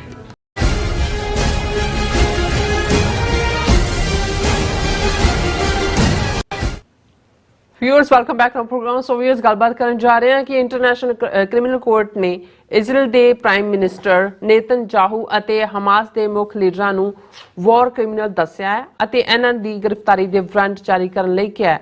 ਸੋ ਦੂਸਰੇ ਪਾਸੇ ਆਇਰਲੈਂਡ, ਸਪੇਨ ਅਤੇ ਨਾਰਵੇ ਨੇ ਇੱਕ ਅੱਡ ਫਲਸਤੀਨ ਨੂੰ ਮੁਲਕ ਵਜੋਂ ਮਾਨਤਾ ਦਿੱਤੀ ਹੈ। ਸੋ ਇਸ ਬਾਰੇ ਆਪਾਂ ਗੱਲਬਾਤ ਕਰਨ ਜਾ ਰਹੇ ਹਾਂ। ਸੋ ਅਸੀਂ ਚਾਹਾਂਗੇ ਕਿ ਤੁਸੀਂ ਇਸੇ ਤਰ੍ਹਾਂ ਬਣੇ ਰਹਿਣਾ, ਦੇਖਣ ਸੁਣਨ ਲਈ ਐਂਡ ਲਿਖਣ ਲਈ ਤੁਹਾਡਾ ਸਭ ਦਾ ਬਹੁਤ ਬਹੁਤ ਸ਼ੁਕਰੀਆ ਜੀ। ਡਾਕਟਰ ਸਾਹਿਬ ਕੀ ਕਹਿਣਾ ਚਾਹੋਗੇ? ਦੇਖੋ, ਇਸ ਵੇਲੇ ਵੀ ਜਿੱਥੇ ਇੱਕ ਪਾਸੇ ਯੂਕਰੇਨ ਦਾ ਮੁੱਦਾ ਉਸੇ ਤਰ੍ਹਾਂ ਹੀ ਫਸਿਆ ਹੋਇਆ ਔਰ ਰਸ਼ੀਆ ਜਿਹੜਾ ਉਹ ਕਾਫੀ ਐਡਵਾਂਸ ਵੀ ਕਰ ਰਿਹਾ ਹੈ, ਨੁਕਸਾਨ ਵੀ ਕਰ ਰਿਹਾ ਹੈ। ਜਰਮਨ ਦੇ ਇੱਕ ਮਿਨਿਸਟਰ ਨੇ ਕਿਹਾ ਵੀ ਰਸ਼ੀਆ ਜਿਹੜਾ ਉਹ ਐਡਵਾਂਸ ਕਰ ਰਿਹਾ ਹੈ। ਹਾਲਾਂਕਿ ਗਰਾਊਂਡ ਦੇ ਉੱਤੇ ਕੀ ਚੱਲ ਰਿਹਾ ਹੈ, ਸਾਡੇ ਕੋਲ ਦੋਵੇਂ ਹੀ ਸੋਰਸ ਜਿਹੜੇ ਨੇ ਫਾਰ ਔਰ ਅਗੇਂਸਟ ਵਾਲੇ ਨਹੀਂ ਨੇ। ਅਸੀਂ ਉਹੀ ਜੋ ਇਹਨਾਂ ਦੀਆਂ ਵੈਸਟਰਨ ਨਿਊਜ਼ ਏਜੰਸੀਜ਼ ਕੱਢਦੀਆਂ ਨੇ ਖਬਰ ਉਹੀ ਸਾਡੇ ਸਾਹਮਣੇ ਹੈ। ਪਰ ਇੱਕ ਗੱਲ ਜਿਹੜੀ ਮਿਡਲ ਈਸਟ ਦੇ ਬਾਰੇ ਬੜੀ ਸਪਸ਼ਟਤਾ ਦੇ ਨਾਲ ਹੈ ਕਿ ਜਿਹੜਾ ਜੋ ਕੁਝ 7 ਅਕਤੂਬਰ ਤੋਂ ਜਦੋਂ ਹਮਾਸ ਨੇ ਇਜ਼ਰਾਈਲ ਦੇ ਉੱਤੇ ਧਾਵਾ ਬੋਲਿਆ, 300 ਤੋਂ ਜ਼ਿਆਦਾ ਨੂੰ ਮਾਰਿਆ, 200 ਤੋਂ ਜ਼ਿਆਦਾ ਜਿਹੜੇ ਨੇ ਕਿਡਨੈਪ ਕੀਤੇ ਔਰ ਇਜ਼ਰਾਈਲ ਨੇ ਵਾਪਸ full scale air and ground offence ਬਰਾਬਰ ਸ਼ੁਰੂ ਕੀਤਾ ਜਿਹਦੇ 'ਚ 40,000 ਦੇ ਕਰੀਬ ਫਲਸਤੀਨੀ ਮਾਰੇ ਗਏ ਨੇ। ਇਸ ਤੋਂ ਦੁੱਗਣੇ ਜ਼ਖਮੀ ਨੇ। 13-14 ਲੱਖ ਜਿਹੜੇ ਨੇ ਉਹ ਬੇਘਰੇ ਨੇ। ਔਰ ਈਵਨ ਜਦੋਂ ਉੱਥੋਂ ਇੱਕ ਪਿਟੀਏਬਲ ਸੀਨ ਵਾਲੀਆਂ ਪਿਕਚਰਸ ਆਉਂਦੀਆਂ ਨੇ ਕਿ ਉਹ ਪਤੀਲੇ ਤੇ ਗਲਾਸ ਦੇ ਵਿਚਾਰੇ ਲੈ ਕੇ ਲਾਈਨ 'ਚ ਲੱਗੇ ਹੋਏ ਮਦਦ ਮੰਗ ਰਹੇ ਨੇ, ਤੇ ਉਹ ਇੱਕ ਉਦਾਸ ਕਰਨ ਵਾਲਾ ਦ੍ਰਿਸ਼ ਹੁੰਦਾ ਹੈ। ਔਰ ਇਹ ਫੁੱਲ ਕੈਮਰਿਆਂ ਦੀ ਬਲੇਅਰ 'ਚ ਹੋ ਰਿਹਾ। ਨਸਲਕੁਸ਼ੀ ਤਾਂ ਹਿਟਲਰ ਨੇ ਵੀ ਕੀਤੀ, ਮੁਸੋਲਿਨੀ ਨੇ ਵੀ ਕੀਤੀ, ਪਰ ਉਹਦਾ ਬਹੁਤ ਬਾਅਦ 'ਚ ਪਤਾ ਲੱਗਾ ਜਦੋਂ ਜਾ ਕੇ ਫੌਜਾਂ ਉੱਥੇ ਪਹੁੰਚੀਆਂ ਯੂਰਪ ਦੀਆਂ, ਅਮਰੀਕਾ ਦੀਆਂ। ਫਿਰ ਹੋਇਆ ਕਿ ਆਸਟਵਿਚ ਕੀ ਹੋਇਆ, ਵਾਰਸਾ 'ਚ ਕੀ ਹੋਇਆ, ਫਲਾਣੀ ਥਾਂ ਕੀ ਹੋਇਆ। ਲੇਕਿਨ ਅੱਜ ਤੱਕ ਕੈਮਰਿਆਂ ਦੇ ਸਾਹਮਣੇ ਖਬਰਾਂ ਆ ਰਹੀਆਂ ਨੇ ਔਰ ਇਸ ਦੇ ਉੱਤੇ ਅਸੀਂ ਇਸ ਗੱਲ ਦੀ ਇਹਨੂੰ ਇੱਕ ਆਫਰੀਨ ਕਹਿੰਦੇ ਹਾਂ ਕਿ ਜਿਵੇਂ ਅਮਰੀਕਨ ਯੂਨੀਵਰਸਿਟੀਜ਼, ਯੂਰਪ ਦੇ ਵਿੱਚ ਸਟੂਡੈਂਟਸ ਔਰ ਜਿਹੜੇ ਜਸਟਿਸ ਲਵਿੰਗ ਲੋਕ ਨੇ ਉਹ ਬਾਹਰ ਨਿਕਲੇ ਯੂਨੀਵਰਸਿਟੀਆਂ 'ਚ, ਉਹਨਾਂ ਨੇ ਰੈਸਟ ਦਿੱਤੀ। ਅਜੇ ਵੀ ਕਈ ਕੈਂਪਸਾਂ 'ਚ ਬੈਠੇ ਨੇ ਔਰ ਉਹਨਾਂ ਨੇ ਹਕੂਮਤਾਂ ਨੂੰ ਹਿਲਾ ਕੇ ਰੱਖ ਦਿੱਤਾ ਹੈ ਕਿ ਭਾਈ ਇਹਦਾ ਮਤਲਬ ਇਹ ਨਹੀਂ। ਔਰ ਹਾਲਾਂਕਿ ਜਿਹੜੇ ਉਹਨਾਂ 'ਚੋਂ ਮੈਜੋਰਿਟੀ ਨੇ ਉਹ ਤਾਂ ਕ੍ਰਿਸਚੀਅਨ ਨੇ, ਗੋਰੇ ਨੇ ਜਾਂ ਜਿਹੜੇ ਨੇ ਨਾਨ ਬਿਲੀਵਰ ਨੇ, ਪਰ ਉਹਨਾਂ ਨੂੰ ਲੱਗਦਾ ਵੀ ਇਹ ਧੱਕਾ ਹੋ ਰਿਹਾ। ਔਰ ਇਸੇ ਪੀਰੀਅਡ 'ਚ ਅਸੀਂ ਸਮਝਦੇ ਹਾਂ ਕਿ ਸਾਊਥ ਅਫਰੀਕਾ ਨੇ ਵੀ ਆਪਣਾ ਮੁੱਲ ਮੋੜਤਾ ਹੈ ਜਦੋਂ ਕਿ ਉਹਨਾਂ ਨੇ ਆਪਣੇ ਤੌਰ ਦੇ ਉੱਤੇ, ਜਦੋਂ ਕਿ 57 ਇਸਲਾਮਿਕ ਮੁਲਕਾਂ ਨੇ ਮੂੰਹ 'ਚ ਘੂੰਗਣੀਆਂ ਪਾਈਆਂ ਹੋਈਆਂ ਸੀ ਇੰਟਰਨੈਸ਼ਨਲ ਕ੍ਰਿਮੀਨਲ ਕੋਰਟ। ਹਾਲਾਂਕਿ ਅਸੀਂ ਕਿਸੇ ਦਿਨ ਡੀਟੇਲ 'ਚ ਗੱਲ ਕਰਾਂਗੇ ਇੰਟਰਨੈਸ਼ਨਲ ਕ੍ਰਿਮੀਨਲ ਕੋਰਟ ਦੀ। ਇਹ ਜਿਹੜੀ ਹੈ ਯੂਨਾਈਟਿਡ ਨੇਸ਼ਨਸ ਦੀ ਅੱਗੋਂ ਐਕਸਟੈਂਸ਼ਨ ਨਹੀਂ ਹੈ ਔਰ ਇਹਨੂੰ ਈਵਨ ਅਮਰੀਕਾ ਨੇ ਮਾਨਤਾ ਨਹੀਂ ਦਿੱਤੀ ਹੋਈ ਕਿਉਂਕਿ ਪ੍ਰੈਜ਼ੀਡੈਂਟ ਕਲਿੰਟਨ ਨੇ ਤਾਂ ਕਾਹਲੀ 'ਚ ਬੋਸਨੀਅਨ ਪੀਰੀਅਡ ਵੇਲੇ ਸਾਈਨ ਤਾਂ ਕਰ ਦਿੱਤੇ ਸੀ, ਲੇਕਿਨ ਉਸ ਨੂੰ ਅਮਰੀਕਨ ਸੈਨੇਟ ਜਾਂ ਹਾਊਸ ਨੇ ਰੈਕਟੀਫਾਈ ਨਹੀਂ ਕੀਤਾ। ਇਸੇ ਤਰ੍ਹਾਂ ਰੈਟੀਫਾਈ ਉਸ ਟ੍ਰੀਟੀ ਨੂੰ ਨਹੀਂ ਕੀਤਾ। ਇਸੇ ਤਰ੍ਹਾਂ ਈਵਨ ਚਾਈਨਾ ਜਾਂ ਇੰਡੀਆ ਜਾਂ ਦੂਜੇ ਨੇ ਵੀ ਉਹਨੂੰ ਨਹੀਂ ਮੰਨਿਆ ਹੋਇਆ। ਇਜ਼ਰਾਈਲ ਨੇ ਦਸਤਖਤ ਕੀਤੇ ਹੋਏ ਨੇ ਔਰ ਇਹ ਆਪਣੇ ਤੌਰ ਦੇ ਉੱਤੇ ਸਾਊਥ ਅਫਰੀਕਾ ਦਾ ਇੱਕ ਐਫਰਟ ਸੀ। 120 ਤੋਂ ਜ਼ਿਆਦਾ ਮੁਲਕ ਮੰਨਦੇ ਨੇ ਇੰਟਰਨੈਸ਼ਨਲ ਕ੍ਰਿਮੀਨਲ ਕੋਰਟ ਨੂੰ, ਇਨਕਲੂਡਿੰਗ ਇਜ਼ਰਾਈਲ, ਕਿ ਸਾਊਥ ਅਫਰੀਕਾ ਨੇ ਆਪਣੇ ਤੌਰ ਦੇ ਉੱਤੇ ਇੰਟਰਨੈਸ਼ਨਲ ਕ੍ਰਿਮੀਨਲ ਕੋਰਟ 'ਚ ਕੇਸ ਲਿਆਂਦਾ ਕਿ ਵੀ ਜੋ ਕੁਛ ਨੇਤਨਯਾਹੂ ਕਰ ਰਿਹਾ ਹੈ ਔਰ ਜਾਂ ਉਹ ਹਮਾਸ ਵਾਲਿਆਂ ਨੇ ਕੀਤਾ ਹੈ ਇਹ ਕ੍ਰਾਈਮ ਹੈ, ਇੰਟਰਨੈਸ਼ਨਲ ਕ੍ਰਾਈਮ ਹੈ। ਕ੍ਰਿਮੀਨਲਸ ਨੇ, ਵਾਰ ਕ੍ਰਿਮੀਨਲਸ ਨੇ ਔਰ ਇਹਨਾਂ ਦੇ ਉੱਤੇ ਟ੍ਰਾਇਲ ਹੋਣਾ ਚਾਹੀਦਾ, ਇਹਨਾਂ ਦੀ ਗ੍ਰਿਫਤਾਰੀ ਹੋਣੀ ਚਾਹੀਦੀ ਹੈ। ਔਰ ਉਸ ਦੇ ਉੱਤੇ ਬੜੀ ਮਜ਼ਬੂਤੀ ਨਾਲ ਉਹਨਾਂ ਦੇ ਪਾਕਿਸਤਾਨੀ ਓਰੀਜਨ ਦਾ ਹੀ ਉਹਨਾਂ ਦਾ ਚੀਫ ਜਸਟਿਸ ਹੈ ਮਿਸਟਰ ਕਰੀਮ ਬਖਸ਼ ਜਾਂ ਕੀ ਨਾਂ ਹੈ ਉਹਨਾਂ ਦਾ, ਉਹਨਾਂ ਦੀ ਮਾਂ ਜਿਹੜੀ ਹੈ ਸਕਾਟਿਸ਼ ਸੀ ਔਰ ਉਹਨੇ ਬੜਾ ਮਜ਼ਬੂਤੀ ਦੇ ਨਾਲ ਇਹ ਆਪਣਾ ਫੈਸਲਾ, ਹਾਲਾਂਕਿ ਇਸ ਦੇ ਉੱਤੇ ਉਹਨੇ ਹਮਸ ਦੇ ਲੀਡਰਾਂ ਨੂੰ ਵੀ ਔਰ ਨੇਤਨਯਾਹੂ ਨੂੰ ਵੀ ਜਿਹੜਾ ਵਾਰ ਕ੍ਰਿਮੀਨਲ ਐਲਾਨਿਆ ਔਰ ਇਸ ਦੇ ਉੱਤੇ ਕਾਫੀ ਜਿਹੜੀ ਚਰਚਾ ਚੱਲ ਰਹੀ ਹੈ। ਇਜ਼ਰਾਈਲ ਨੇ ਜਿਹੜਾ ਉਹ ਕੰਟਰੋਲ ਕਰਨ ਦੀ ਕੋਸ਼ਿਸ਼ ਕਰ ਰਹੇ ਨੇ ਡੈਮੇਜ ਨੂੰ ਔਰ ਉਹਨੇ ਕਿਹਾ ਜੀ ਕਿ ਇਹ ਕਹਿਣਾ ਇਵੇਂ ਹੀ ਹੈ ਜਿਵੇਂ ਹਮਾਸ ਨੂੰ ਹੀਰੋ ਬਣਾਉਣਾ ਪਰ ਇਹ ਸਾਰੇ ਦੇ ਚੱਲਦੇ ਆ ਅਸੀਂ ਇਹ ਦੇਖਦੇ ਆ ਕਿ ਜਿਹੜੀ ਖਬਰ ਇਹ ਤਾਂ ਹੁਣ ਕਿਉਂਕਿ ਇਹ ਮੋਹਰ ਕਿਉਂਕਿ ਅਮਰੀਕਾ ਫਿਰ ਜਿਹੜਾ ਨੈਤਨਯਾਹੂ ਦੇ ਪਿੱਛੇ ਮਜ਼ਬੂਤੀ ਨਾਲ ਖੜ ਗਿਆ ਇਸ ਇੰਟਰਨੈਸ਼ਨਲ ਕ੍ਰਿਮੀਨਲ ਕੋਰਟ ਦੇ ਮਾਮਲੇ 'ਚ ਵੀ ਸੋ ਨੈਤਨਯਾਹੂ ਐਕਸਪੋਜ਼ ਤਾਂ ਹੋਇਆ ਔਰ ਲੇਕਿਨ ਨੈਤਨਯਾਹੂ ਨੇ ਰੌਲਾ ਪਾਇਆ ਜੀ ਇਹ ਸਭ ਤੋਂ ਵੱਡਾ ਜਿਹੜਾ ਹੈ ਇਹ ਸੈਮਿਟਿਜ਼ਮ ਦੇ ਉੱਤੇ ਹਮਲਾ ਹੈ ਐਂਟਾਈ ਸੈਮਿਟਿਕ ਹੈ ਇਹ ਉਹ ਸੋ ਉਹਦੇ 'ਚ ਕੋਈ ਉਹਦਾ ਗਰਾਊਂਡ ਤਾਂ ਨਹੀਂ ਹੋਏਗਾ ਲੇਕਿਨ ਅਸੀਂ ਫਿਰ ਵੀ ਇਸ ਗੱਲ ਦੀ ਤਾਰੀਫ ਕਰਦੇ ਹਾਂ ਕਿ ਇੰਟਰਨੈਸ਼ਨਲ ਕ੍ਰਿਮੀਨਲ ਕੋਰਟ ਨੇ ਘੱਟੋ ਘੱਟ ਸਪੇਡ ਨੂੰ ਸਪੇਡ ਕਹਿਣ ਦੀ ਹਿੰਮਤ ਦਿਖਾਈ ਹੈ ਔਰ ਅੱਜ ਜਿਹੜੀ ਖਬਰ ਇੱਕ ਹੋਰ ਗਰਦਸ਼ ਕਰ ਰਹੀ ਹੈ ਔਰ ਇੰਟਰਨੈਸ਼ਨਲ ਮੀਡੀਆ ਦਾ ਸ਼ਿੰਗਾਰ ਬਣੀ ਹੈ ਕਿ ਆਇਰਲੈਂਡ ਸਪੇਨ ਔਰ ਨਾਰਵੇ ਨੇ ਫਾਰਮਲੀ ਜਿਹੜਾ ਹੈ ਉਹ ਫਲਸਤੀਨ ਨੂੰ ਐਜ਼ ਏ ਮੁਲਕ ਰੈਕਗਨਾਈਜ਼ ਕਰ ਲਿਆ ਹੁਣ ਕਈਆਂ ਨੂੰ ਲੱਗੇਗਾ ਜੀ ਬਹੁਤ ਵੱਡੀ ਗੱਲ ਹੈ ਹਾਲਾਂਕਿ ਇਹ ਵੀ ਸਿੰਬੋਲਿਕ ਹੈ ਕਿਉਂਕਿ ਆਲਰੇਡੀ ਇਹ ਜਿਹੜਾ ਫਲਸਤੀਨ ਹੈ ਉਹ ਤਾਂ ਬਹੁਤਾ ਉਹਨਾਂ ਨੇ ਕਬਜ਼ੇ 'ਚ ਹੈਗਾ ਇਜ਼ਰਾਈਲ ਦੇ ਵੈਸਟ ਬੈਂਕ ਗਜ਼ਾ ਔਰ ਜਿਹੜਾ ਗਜ਼ਾ ਦਾ ਹਿੱਸਾ ਜਿੱਥੇ ਹਮਾਸ ਦੀ ਅਥਾਰਟੀ ਸੀ ਉਹਨੂੰ ਤਾਂ ਉਹਨਾਂ ਨੇ ਜਾਂ ਲੈਵਲ ਕਰ ਦਿੱਤਾ ਜਾਂ ਅੱਗੋਂ ਕਰ ਰਹੇ ਨੇ ਉੱਤੇ ਕਬਜ਼ਾ ਕਰ ਰਹੇ ਨੇ ਸੋ ਹਵਾ 'ਚ ਤਾਂ ਨਹੀਂ ਮੁਲਕ ਪਰ ਇਹ ਕਿਉਂਕਿ ਈਸਟਰਨ ਯੂਰਪ ਦੇ ਬਹੁਤ ਸਾਰੇ ਮੁਲਕ ਤਾਂ ਪਹਿਲਾਂ ਹੀ ਜਿਹੜੇ ਰਸ਼ੀਅਨ ਬਲਾਕ ਦੇ ਨੇ ਉਹ ਉਹਨੂੰ ਰੈਕਗਨਾਈਜ਼ ਕਰਦੇ ਨੇ ਫਲਸਤੀਨ ਨੂੰ ਐਜ਼ ਏ ਮੁਲਕ ਔਰ ਈਵਨ 193 ਮੁਲਕ ਨੇ ਯੂਨਾਈਟਿਡ ਨੇਸ਼ਨਸ ਜਨਰਲ ਅਸੈਂਬਲੀ ਦੇ ਮਈ 10 ਨੂੰ 143 ਮੁਲਕਾਂ ਨੇ ਜਿਹੜੇ ਨੇ in favour of Palestinian bid for the UN membership ਕਿ 193 ਚੋਂ 143 ਮੁਲਕਾਂ ਨੇ ਮਤਾ ਪੇਸ਼ ਕੀਤਾ ਕਿ ਭਈ ਫਲਸਤੀਨ ਨੂੰ UN ਦੀ ਮੈਂਬਰਸ਼ਿਪ ਦਿਓ ਹਾਲਾਂਕਿ ਉਹਦੇ ਕੋਲ ਅਬਜ਼ਰਵਰ ਸਟੇਟਸ ਹੈ ਪਰ ਕਿਉਂਕਿ ਸਿਕਿਉਰਿਟੀ ਕਾਉਂਸਲ 'ਚ ਅਮਰੀਕਾ ਉਹਨੂੰ ਵੀਟੋ ਕਰ ਦਿੰਦਾ ਸੋ 143 ਦੇ ਨਾਲ ਜੇ 3 ਹੋਰ ਸ਼ਾਮਲ ਹੋ ਗਏ ਸਪੇਨ ਨਾਰਵੇ ਔਰ ਆਇਰਲੈਂਡ ਤੇ ਕੋਈ ਫਰਕ ਨਹੀਂ ਪੈਣ ਵਾਲਾ ਪਰ ਇਹ ਜਿਹੜੇ ਨੇ ਵੈਸਟਰਨ ਯੂਰਪ ਦੇ ਮੁਲਕ ਨੇ ਉਹਦੇ ਸਪੇਨ ਦੀ ਵੀ ਇੱਕ ਆਪਣੀ ਔਰ ਅਸੀਂ ਦੇਖਿਆ ਵੀ ਸਪੇਨ ਨੇ ਤਾਂ ਇੱਕ ਹੋਰ ਡੇਅਰਿੰਗ ਐਕਸ਼ਨ 3-4 ਦਿਨ ਪਹਿਲਾਂ ਕੀਤਾ ਕਿ ਜਦੋਂ ਇੰਡੀਆ ਵੱਲੋਂ ਇੱਕ ਪੂਰਾ ਸਮੁੰਦਰੀ ਇੱਕ ਜਹਾਜ਼ ਹਥਿਆਰਾਂ ਦਾ ਭਰ ਕੇ ਈਰਾਨ ਉਹਦੇ 'ਚ ਇਜ਼ਰਾਈਲ ਭੇਜਿਆ ਜਾ ਰਿਹਾ ਸੀ ਤੇ ਸਪੇਨ ਗੁਜ਼ਰਨਾ ਸੀ ਸਪੇਨ ਨੇ ਉਹਨੂੰ ਰੋਕ ਕੇ ਉੱਥੇ ਹੀ ਰੋਕ ਲਿਆ ਉਹਨੂੰ ਇਜ਼ਰਾਈਲ ਨਹੀਂ ਜਾਣ ਦਿੱਤਾ ਸੋ ਇਹਦੇ ਤੋਂ ਇਹ ਵੀ ਸਾਬਤ ਹੋਇਆ ਵੀ ਇੰਡੀਆ ਇਕੱਲਾ ਜ਼ੁਬਾਨੀ ਕਲਾਮੀ ਇਜ਼ਰਾਈਲ ਦੀ ਹਮਾਇਤ ਨਹੀਂ UN ਦੇ ਵਿੱਚ ਅਦਰਵਾਈਜ਼ ਕਰਦਾ ਕਿਵੇਂ ਈਵਨ ਜਿਹੜੇ ਮਾਰੇ ਜਾ ਰਹੇ ਨੇ ਫਲਸਤੀਨੀ ਉਹਨਾਂ ਦੇ ਉੱਤੇ ਵੀ ਜਿਹੜੇ ਉਹ ਭਾਰਤੀ ਹਥਿਆਰ ਇਸਤੇਮਾਲ ਹੋ ਰਹੇ ਨੇ ਹਾਲਾਂ ਅਮਰੀਕਾ ਵੀ ਹਥਿਆਰ ਦੇ ਰਿਹਾ ਸੋ ਇਸ ਸਾਰੇ ਦੇ ਚੱਲਦੇ ਆ ਇਹ ਜਿਹੜਾ ਇਸ ਚੋਂ ਅਸੀਂ ਸਮਝਦੇ ਹਾਂ ਵੀ ਇਹ ਵੀ ਇੱਕ ਸਿੰਬੋਲਿਕ ਜੈਸਚਰ ਹੈ ਕਿ ਤਿੰਨਾਂ ਮੁਲਕਾਂ ਨੇ ਵੈਸਟਰਨ ਯੂਰਪ ਦੇ ਦਬਾਅ ਬਣਾਉਣ ਦੇ ਲਈ ਯੂਰਪ ਦੇ ਹਾਲਾਂ ਅਮਰੀਕਾ ਨੇ ਕਿਹਾ ਕਿ ਨਹੀਂ ਅਸੀਂ ਚਾਹੁੰਦੇ ਹਾਂ ਜੀ ਨੈਗੋਸ਼ੀਏਟਡ ਪੀਸ ਹੋਏ ਔਰ ਨੈਗੋਸ਼ੀਏਟਡ ਮੁਲਕ ਬਣਨ ਜਾਂ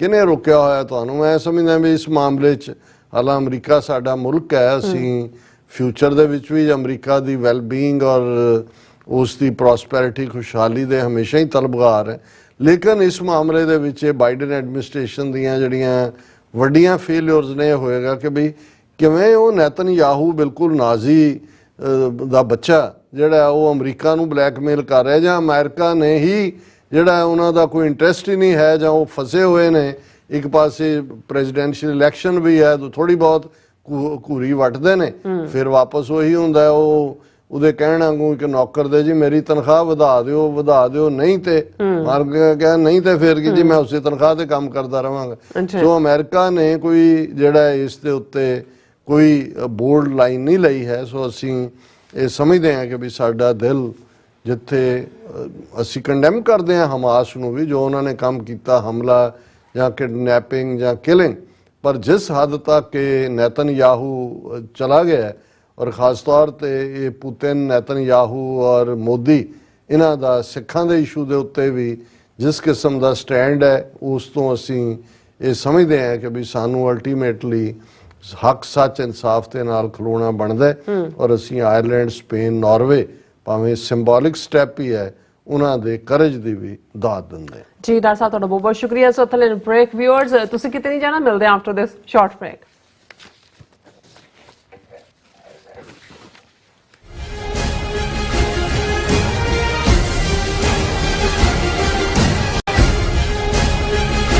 सूरा सो पहचान जो लरे दीन की हेत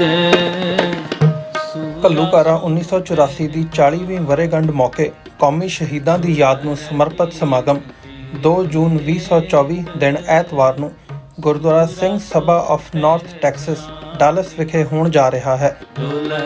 ਅਖੰਡ ਪਾਠ ਸਾਹਿਬ ਦੀ ਆਰੰਭਤਾ 31 ਮਈ ਨੂੰ ਸਵੇਰੇ ਹੋਵੇਗੀ ਅਤੇ 2 ਜੂਨ ਨੂੰ ਸਵੇਰੇ 9 ਵਜੇ ਭੋਗ ਪਾਏ ਜਾਣਗੇ। ਅਖੰਡ ਪਾਠ ਸਾਹਿਬ ਦੀ ਸੇਵਾ ਪੰਥਕ ਸੇਵਾਦਾਰ ਡਾਕਟਰ ਰਣਜੀਤ ਸਿੰਘ ਦੀ ਯਾਦ ਵਿੱਚ ਉਹਨਾਂ ਦੇ ਸਮੁੱਚੇ ਪਰਿਵਾਰ ਵੱਲੋਂ ਨਿਭਾਈ ਜਾਵੇਗੀ। 2 ਜੂਨ ਨੂੰ ਗੁਰੂ ਘਰ ਵਿਖੇ ਖੂਨਦਾਨ ਕੈਂਪ ਵੀ ਲਾਇਆ ਜਾਵੇਗਾ। ਕੌਮੀ ਸ਼ਹੀਦਾਂ ਨੂੰ ਸਮਰਪਿਤ ਅਤੇ ਡਾਕਟਰ ਰਣਜੀਤ ਸਿੰਘ ਦੀ ਯਾਦ ਵਿੱਚ ਮੁੱਖ ਦੀਵਾਨ ਵਿੱਚ ਖਾਲਿਸਤਾਨ ਅਫੇਅਰਸ ਸੈਂਟਰ ਦੇ ਸੰਚਾਲਕ ਡਾਕਟਰ ਅਮਰਜੀਤ ਸਿੰਘ ਸੰਗਤਾਂ ਨਾਲ ਵਿਚਾਰਾਂ ਦੀ ਸਾਂਝ ਪਾਉਣਗੇ। ਟੀਵੀ 84 ਵੱਲੋਂ ਇਸ ਸਮਾਗਮ ਦਾ ਲਾਈਵ ਟੈਲੀਕਾਸਟ ਕੀਤਾ ਜਾਵੇਗਾ। ਸਥਾਨਕ ਸੰਗਤਾਂ ਨੂੰ ਇਸ ਸਮਾਗਮ ਵਿੱਚ ਹਾਜ਼ਰੀ ਲਵਾਉਣ ਲਈ ਬੇਨਤੀ ਕੀਤੀ ਜਾਂਦੀ ਹੈ। ਵਧੇਰੇ ਜਾਣਕਾਰੀ ਲਈ ਤੁਸੀਂ ਹੇਠ ਦਿੱਤੇ ਨੰਬਰ ਤੇ ਸੰਪਰਕ ਕਰ ਸਕਦੇ ਹੋ। ਪੁਰਜਾ ਕੱਟ ਮਰੇ ਕਬੂ ਨਾ ਛਾੜੇ ਖੇਤ।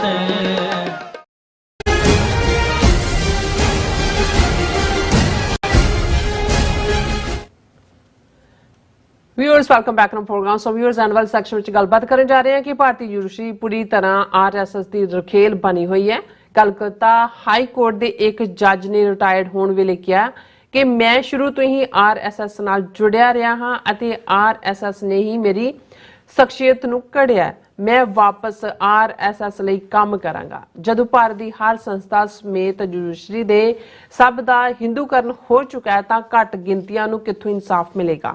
ਇਸ ਬਾਰੇ ਗੱਲਬਾਤ ਕਰਾਂਗੇ ਔਰ ਨਾਲ ਜਿਹੜੇ ਤੁਹਾਡੇ ਲਾਈਵ ਮੈਸੇਜ ਨੇ ਉਹਨਾਂ ਨੂੰ ਇੰਟਰਟੇਨ ਕਰਨ ਜਾ ਰਹੇ ਹਾਂ। ਸੋ ਅਸੀਂ ਚਾਹਾਂਗੇ ਕਿ ਤੁਸੀਂ ਇਸ ਤਰ੍ਹਾਂ ਬੜੇ ਰਹਿਣਾ ਦੇਖਣ ਸੁਣ ਲਈ ਐਨ ਲਿਖਣ ਲਈ ਤੁਹਾਡਾ ਸਭ ਦਾ ਬਹੁਤ ਬਹੁਤ ਸ਼ੁਕਰੀਆ ਜੀ। ਡਾਕਟਰ ਸਾਹਿਬ ਕੀ ਵਿਚਾਰਾਂ ਨੇ?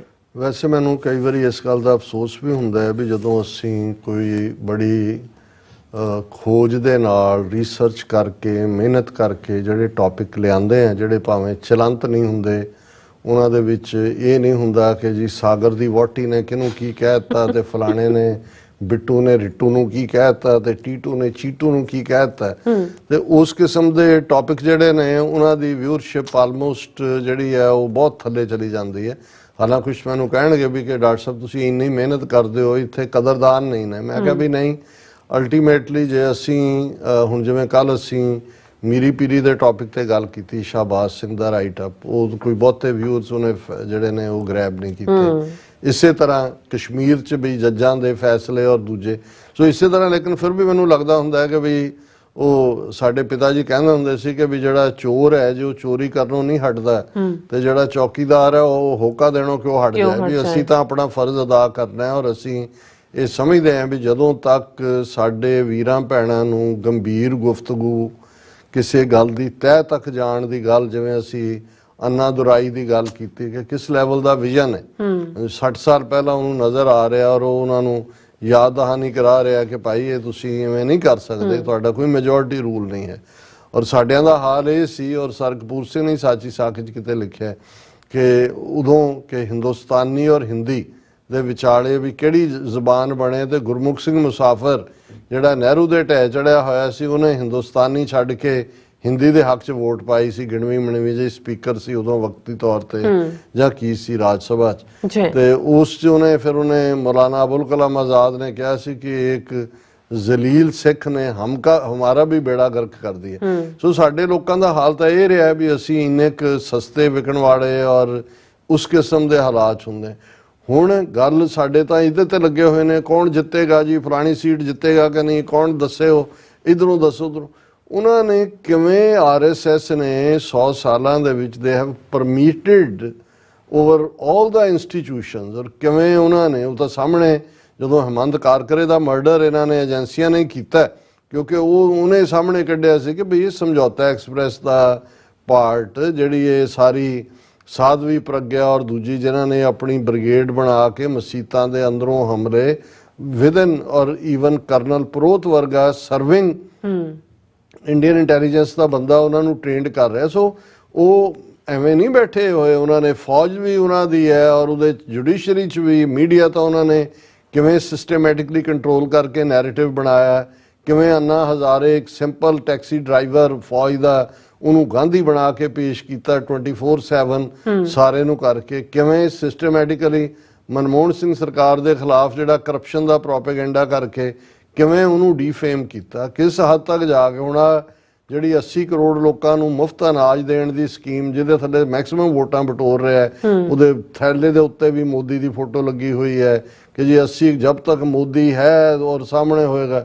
ਅੱਜ ਹੀ ਕਿਸੇ ਇਨਵੈਸਟੀਗੇਟਿਵ ਜਰਨਲਿਸਟ ਨੇ ਕੱਢਿਆ ਵੀ ਇਹ ਸਕੀਮ ਜਿਹੜੀ ਹੈ ਉਹ 2013 ਦੇ ਵਿੱਚ ਜਿਹੜੀ ਹੈ ਉਹ ਮਨਮੋਹਨ ਸਿੰਘ ਸਰਕਾਰ ਨੇ ਲਿਆਂਦੀ ਔਰ ਲਾਅ ਪਾਸ ਕਰਾਇਆ ਕਿ ਵੀ ਕੋਈ ਸਰਕਾਰ ਆ ਜਾਏ ਜਿਹੜਾ ਉਹ ਜਿਹੜਾ ਕਣਕ ਔਰ ਚਾਵਲ ਜਿਹੜਾ ਉਹ 2 ਰੁਪਏ ਕਿਲੋ ਦੇ ਹਿਸਾਬ ਨਾਲ ਦੇਣਾ ਹੀ ਫੰਡਾਮੈਂਟਲ ਰਾਈਟ ਬਣਾਇਆ।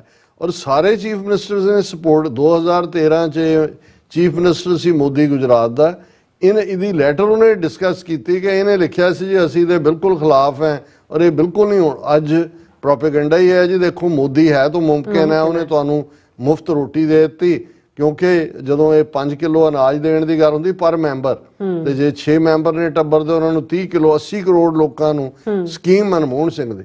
ਸੋ ਮਤਲਬ ਇਹ ਹੈ ਵੀ ਜੇ ਕਿਸੇ ਨੇ ਉਹ ਦੇਖਣਾ ਹੀ ਨਹੀਂ ਹੈ ਫਿਰ ਜੋ ਮਰਜ਼ੀ ਪ੍ਰੋਪੇਗੈਂਡਾ ਚੱਲਦਾ ਹੋਏ। ਹੁਣ ਜੁਡੀਸ਼ਰੀ ਕਿਵੇਂ ਐਕਟ ਕਰਦੀ, ਅਸੀਂ ਕੱਲ ਗੱਲ ਕੀਤੀ ਸੀ ਕਿ ਵੀ ਕਿਵੇਂ ਕਸ਼ਮੀਰ ਦਾ ਮੁੱਦਾ ਆਰਟੀਕਲ 370 ਦਾ ਆਇਆ ਜਿਹੜਾ ਬੇਸਿਕਲੀ ਉਹਨਾਂ ਦੇ ਡਰਾਫਟ ਕਨਸਟੀਟਿਊਸ਼ਨ ਚ ਸੀ ਜਦੋਂ ਕਸ਼ਮੀਰੀਆਂ ਦੇ ਨਾਲ ਐਗਰੀਮੈਂਟ ਕੀਤਾ। ਕਿਵੇਂ ਜਿਹੜਾ ਫੈਸਲਾ 4 ਸਾਲ ਸੈਂਕੜਿਆਂ ਪਟੀਸ਼ਨਾਂ ਦੇ ਉੱਤੇ ਬੈਠਾ ਰਿਹਾ ਸੁਪਰੀਮ ਕੋਰਟ, ਜੇ ਫੈਸਲਾ ਸੁਣਾਇਆ ਹੀ ਸੁਣਾਇਆ ਤੇ ਉਹਨਾਂ ਨੇ ਤਾਂ ਈਵਨ ਇਹ ਵੀ ਨਹੀਂ ਕਿਹਾ ਕਿ ਜੀ ਇਹ ਤੁਹਾਨੂੰ ਟਾਈਮ ਲਿਮਿਟ ਦਿੰਨੇ ਆ, ਤੁਸੀਂ ਘੱਟੋ ਘੱਟ ਸਟੇਟਹੁੱਡ ਹੀ ਬਹਾਲ ਕਰ ਦਿਓ ਜੰਮੂ ਕਸ਼ਮੀਰ ਦੀ। ਔਰ ਰਿਵਿਊ ਜਦੋਂ ਸਾਹਮਣੇ ਆਇਆ ਤਾਂ ਉਹਨਾਂ ਨੇ ਸਾਰੀਆਂ ਪਟੀਸ਼ਨਾਂ ਚੁੱਕ ਕੇ ਬਾਹਰ ਉਹਨਾਂ ਨੇ ਕਿਹਾ ਜੀ ਫਾਈਨਲ। ਅਸੀਂ ਕੱਲ ਕਿਹਾ ਸੀ ਕਿ ਬਈ ਫਿਰ ਕਿੱਥੇ ਕੋਲ ਕੀ ਬਚਿਆ। ਹੁਣ 2-3 ਖਬਰਾਂ ਜਿਹੜੀਆਂ ਬੰਗਾਲ ਦੇ ਉੱਤੇ, ਕਿਉਂਕਿ ਬੰਗਾਲ 'ਚ ਕਿਵੇਂ ਇਹਨਾਂ ਨੇ ਘੁਸਪੈਠ ਕੀਤੀ ਹੋਈ ਹੈ। ਹਾਲਾਂ ਮਮਤਾ ਬੈਨਰਜੀ ਅੱਡੀ ਗੱਡ ਕੇ ਉਹ ਲੜਦੀ ਹੈ, ਅੱਜ ਵੀ ਲੜ ਰਹੀ ਹੈ ਔਰ ਸ਼ਾਇਦ ਕੋਈ ਇਹਨਾਂ ਦੇ ਬਹੁਤੇ ਪੈਰ ਨਾ ਲੱਗਣ, ਜਿੰਨੇ ਪਹਿਲਾਂ ਲੱਗੇ ਹੋਏ ਨੇ ਉਹਨਾਂ ਕੀ ਰਹਿਣ। ਪਰ ਉੱਥੇ ਜੁਡੀਸ਼ਰੀ ਨੂੰ ਕਿਵੇਂ ਵਰਤਿਆ ਜਾ ਰਿਹਾ, ਜੁਡੀਸ਼ਰੀ 'ਚ ਉਹਨਾਂ ਨੂੰ ਲੱਗਾ ਵੀ ਬੰਗਾਲ 'ਚ ਲੋਕਾਂ ਦੇ ਵਿੱਚ ਤਾਂ ਮਮਤਾ ਬੈਨਰਜੀ ਨੂੰ ਜਾਂ ਬੰਗਾਲੀਆਂ ਨੂੰ ਤੁਸੀਂ, ਔਰ ਵੈਸੇ ਵੀ 1/3 ਪਾਪੂਲੇਸ਼ਨ ਵੈਸਟ ਬੰਗਾਲ ਦੀ 32-33% ਮੁਸਲਮਾਨ ਨੇ, ਵੀ ਇੱਥੇ ਤੁਸੀਂ ਪੋਲੀਟੀਕਲੀ ਬਲਵੇਤਾ ਕਰਾ ਸਕਦੇ ਹੋ, ਰਾਈਟਿੰਗ ਕਰਾ ਸਕਦੇ ਹੋ। ਉੱਥੇ ਉਹਨਾਂ ਨੇ ਜੁਡੀਸ਼ਰੀ ਪੱਟ ਲਈ। ਹੁਣ ਉਹਦੀ ਜੁਡੀਸ਼ਰੀ ਤੋਂ ਕਿਵੇਂ ਦੇ ਫੈਸਲੇ ਲੈਂਦੇ ਨੇ। ਪਹਿਲਾਂ ਇੱਕ ਕੋਈ ਰੇਪ ਸਕੈਂਡਲ ਸੀ ਜਿਹਦੇ 'ਚ ਕੋਈ ਮੁਸਲਮਾਨ ਪੋਲੀਟੀਸ਼ੀਅਨ ਮਮਤਾ ਪਾਰਟੀ ਦੀ ਜਿਹੜੀ ਹੈ ਪਾਰਟੀ ਦਾ ਇਨਵੋਲਵ ਸੀ, ਉਹਦਾ ਫੈਸਲਾ ਕੋਰਟ ਰਾਹੀਂ ਰਹਿ ਕੇ ਉਹ CBI ਔਰ NIA ਉਹਦੇ 'ਚ ਇਨਵੋਲਵ ਕਰਕੇ ਉਹਨੂੰ ਪੂਰਾ ਇੱਕ ਕਰੈਕਟਰ ਅਸੈਸੀਨੇਸ਼ਨ ਲਈ ਵਰਤਿਆ। ਫਿਰ ਅਸੀਂ ਦੇਖਦੇ ਹਾਂ ਕਿ ਵੀ ਇੱਕ ਜੱਜ ਜਿਹੜਾ ਕਿ 2 ਦਿਨ ਪਹਿਲਾਂ ਰਿਟਾਇਰ ਹੋਇਆ ਉੱਥੇ ਬੰਗਾਲ ਹਾਈ ਕੋਰਟ ਦਾ, ਉਹ ਆਪਣੀ ਫੇਅਰਵੈਲ ਸਪੀਚ ਦੇ ਵਿੱਚ ਕਹਿੰਦਾ ਹੈ, in farewell speech Calcutta high court ਜੱਜ Chitta Ranjan Das says RSS shaped my personality। Retirement ਵੇਲੇ ਕਹਿੰਦਾ says he is ready to go back to organization if they called him। Justice Chinta Ranish Dash, who retired as a judge of the Calcutta High Court on Monday, said he was a member of RSS। ਹੁਣ ਉਹ 37 ਸਾਲ ਜੱਜ ਰਿਹਾ, ਕਿੰਨੇ ਫੈਸਲੇ ਉਹਨੇ ਦਿੱਤੇ ਉਹਦੇ 'ਚ ਕਿਉਂਕਿ RSS ਦੀ ਮੋਹਰ, ਔਰ ਕਿੰਨੇ ਜਿਹੜੇ ਈਵਨ ਸੁਪਰੀਮ ਕੋਰਟ 'ਚ ਵੀ ਚੈਲੰਜ ਹੋਏ। ਔਰ ਉਹ ਫੇਅਰਵੈਲ ਦੇ ਉੱਤੇ ਕਹਿ ਰਿਹਾ ਕਿ ਬਈ ਮੈਂ ਤਾਂ ਵਾਪਸ RSS ਜਾ ਕੇ ਸਰਵ ਕਰਨਾ ਚਾਹੁੰਦਾ। ਮਤਲਬ ਇਹ ਹੈ ਕਿ ਮੈਂ 37 ਸਾਲ ਜੋ ਫਾਇਦਾ ਪਹੁੰਚਾਣਾ ਸੀ ਪਹੁੰਚਾ ਦਿੱਤਾ। ਔਰ ਜੇ ਕਹਿੰਦਾ to the distaste of some person I must admit here that I was and I am a member of ਰਾਸ਼ਟਰੀ ਸੇਵਕ ਸੰਘ। ਉਹਨੇ ਕਿਹਾ ਕਿ ਭਾਈ ਮੈਂ ਸੀ ਔਰ ਅੱਜ ਵੀ ਹੈਗਾ। ਹੁਣ ਉਸੇ ਕਲਕੱਤਾ ਹਾਈ ਕੋਰਟ ਚੋਂ ਅੱਜ ਇੱਕ ਆਰਡਰ ਕੱਢਿਆ ਜਾਂਦਾ ਹੈ, Calcutta high court order on OBC quota to Muslims tight slap to opposition Modi. ਹੁਣ ਕਲਕੱਤਾ ਹਾਈ ਕੋਰਟ ਨੇ ਕੀ ਕਿਹਾ, ਉਹਨੇ ਕਿਹਾ ਜੀ ਜਿਹੜਾ 60 ਦੇ ਕਰੀਬ ਜਿਹੜੀਆਂ ਸਬ ਕਾਸਟਾਂ ਨੇ ਉਹਨਾਂ ਨੂੰ ਜਿਹੜਾ other backward class quota Bengal ਸਰਕਾਰ ਨੇ ਦਿੱਤਾ ਹੈ, ਇਹ ਗਲਤ ਹੈ ਕਿਉਂਕਿ ਇਹ ਸਾਰੀਆਂ ਹੀ ਮੁਸਲਮਾਨ ਸਬ ਕਾਸਟਾਂ ਨੇ। ਔਰ Calcutta high court scraps OBC status of several classes in Bengal benefits obtained already not to be affected।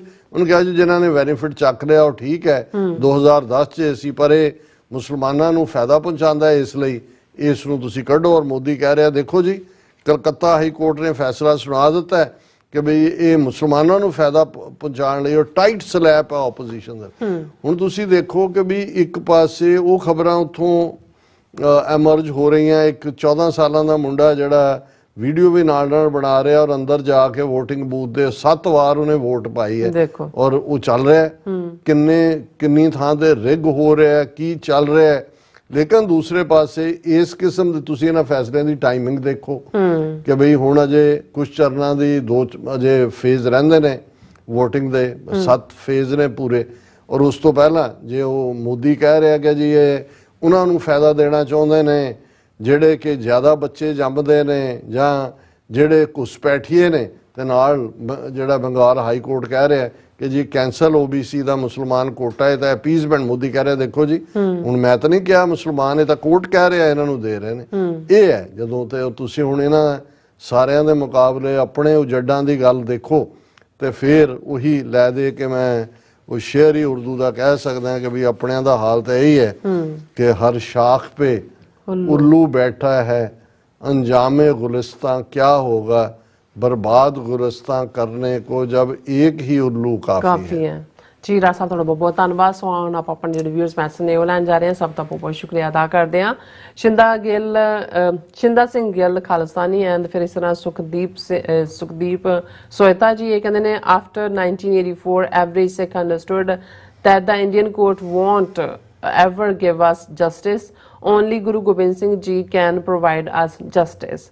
ਫਿਰ ਇਸੇ ਤਰ੍ਹਾਂ ਰਣਧੀਰ ਸਿੰਘ ਜੀ ਕਹਿੰਦੇ ਨੇ ਸਾਰੇ ਵੀਰਾਂ ਭੈਣਾਂ ਨੂੰ ਵਾਹਿਗੁਰੂ ਜੀ ਕਾ ਖਾਲਸਾ ਵਾਹਿਗੁਰੂ ਜੀ ਕੀ ਫਤਿਹ, ਖਾਲਸਾ ਜ਼ਿੰਦਾਬਾਦ। ਫਿਰ ਇਸੇ ਤਰ੍ਹਾਂ ਜਸਪੀਰ ਸਿੰਘ ਜੀ, ਫਿਰ ਸੁਖਜਿੰਦਰ ਜਸਰ ਜੀ, ਡਾਕਟਰ ਸਾਹਿਬ ਤੇ ਵੀ ਬਰਿੰਗ ਕੌਰ ਜੀ, ਵਾਹਿਗੁਰੂ ਜੀ ਕਾ ਖਾਲਸਾ ਵਾਹਿਗੁਰੂ ਜੀ ਕੀ ਫਤਿਹ। ਜਸਵੀਰ ਬਰਾੜ ਜੀ, ਫਿਰ ਇਸ ਤਰ੍ਹਾਂ ਅਮਰੀਕ ਸਿੰਘ ਜੀ, ਫਿਰ ਇਸੇ ਤਰ੍ਹਾਂ ਧਰਮ ਸਿੰਘ ਜੀ ਕਹਿੰਦੇ ਨੇ ਵਾਹਿਗੁਰੂ ਜੀ ਕਾ ਖਾਲਸਾ ਵਾਹਿਗੁਰੂ ਜੀ ਕੀ ਫਤਿਹ। ਚੜ੍ਹਦੀ ਕਲਾ ਪ੍ਰੋਗਰਾਮ ਸੱਚੋ ਸੱਚ ਦੁਸ਼ਮਣ ਦੀ ਹਿੱਕ ਵਿੱਚ ਵੱਜਦਾ ਸਿੱਧਾ।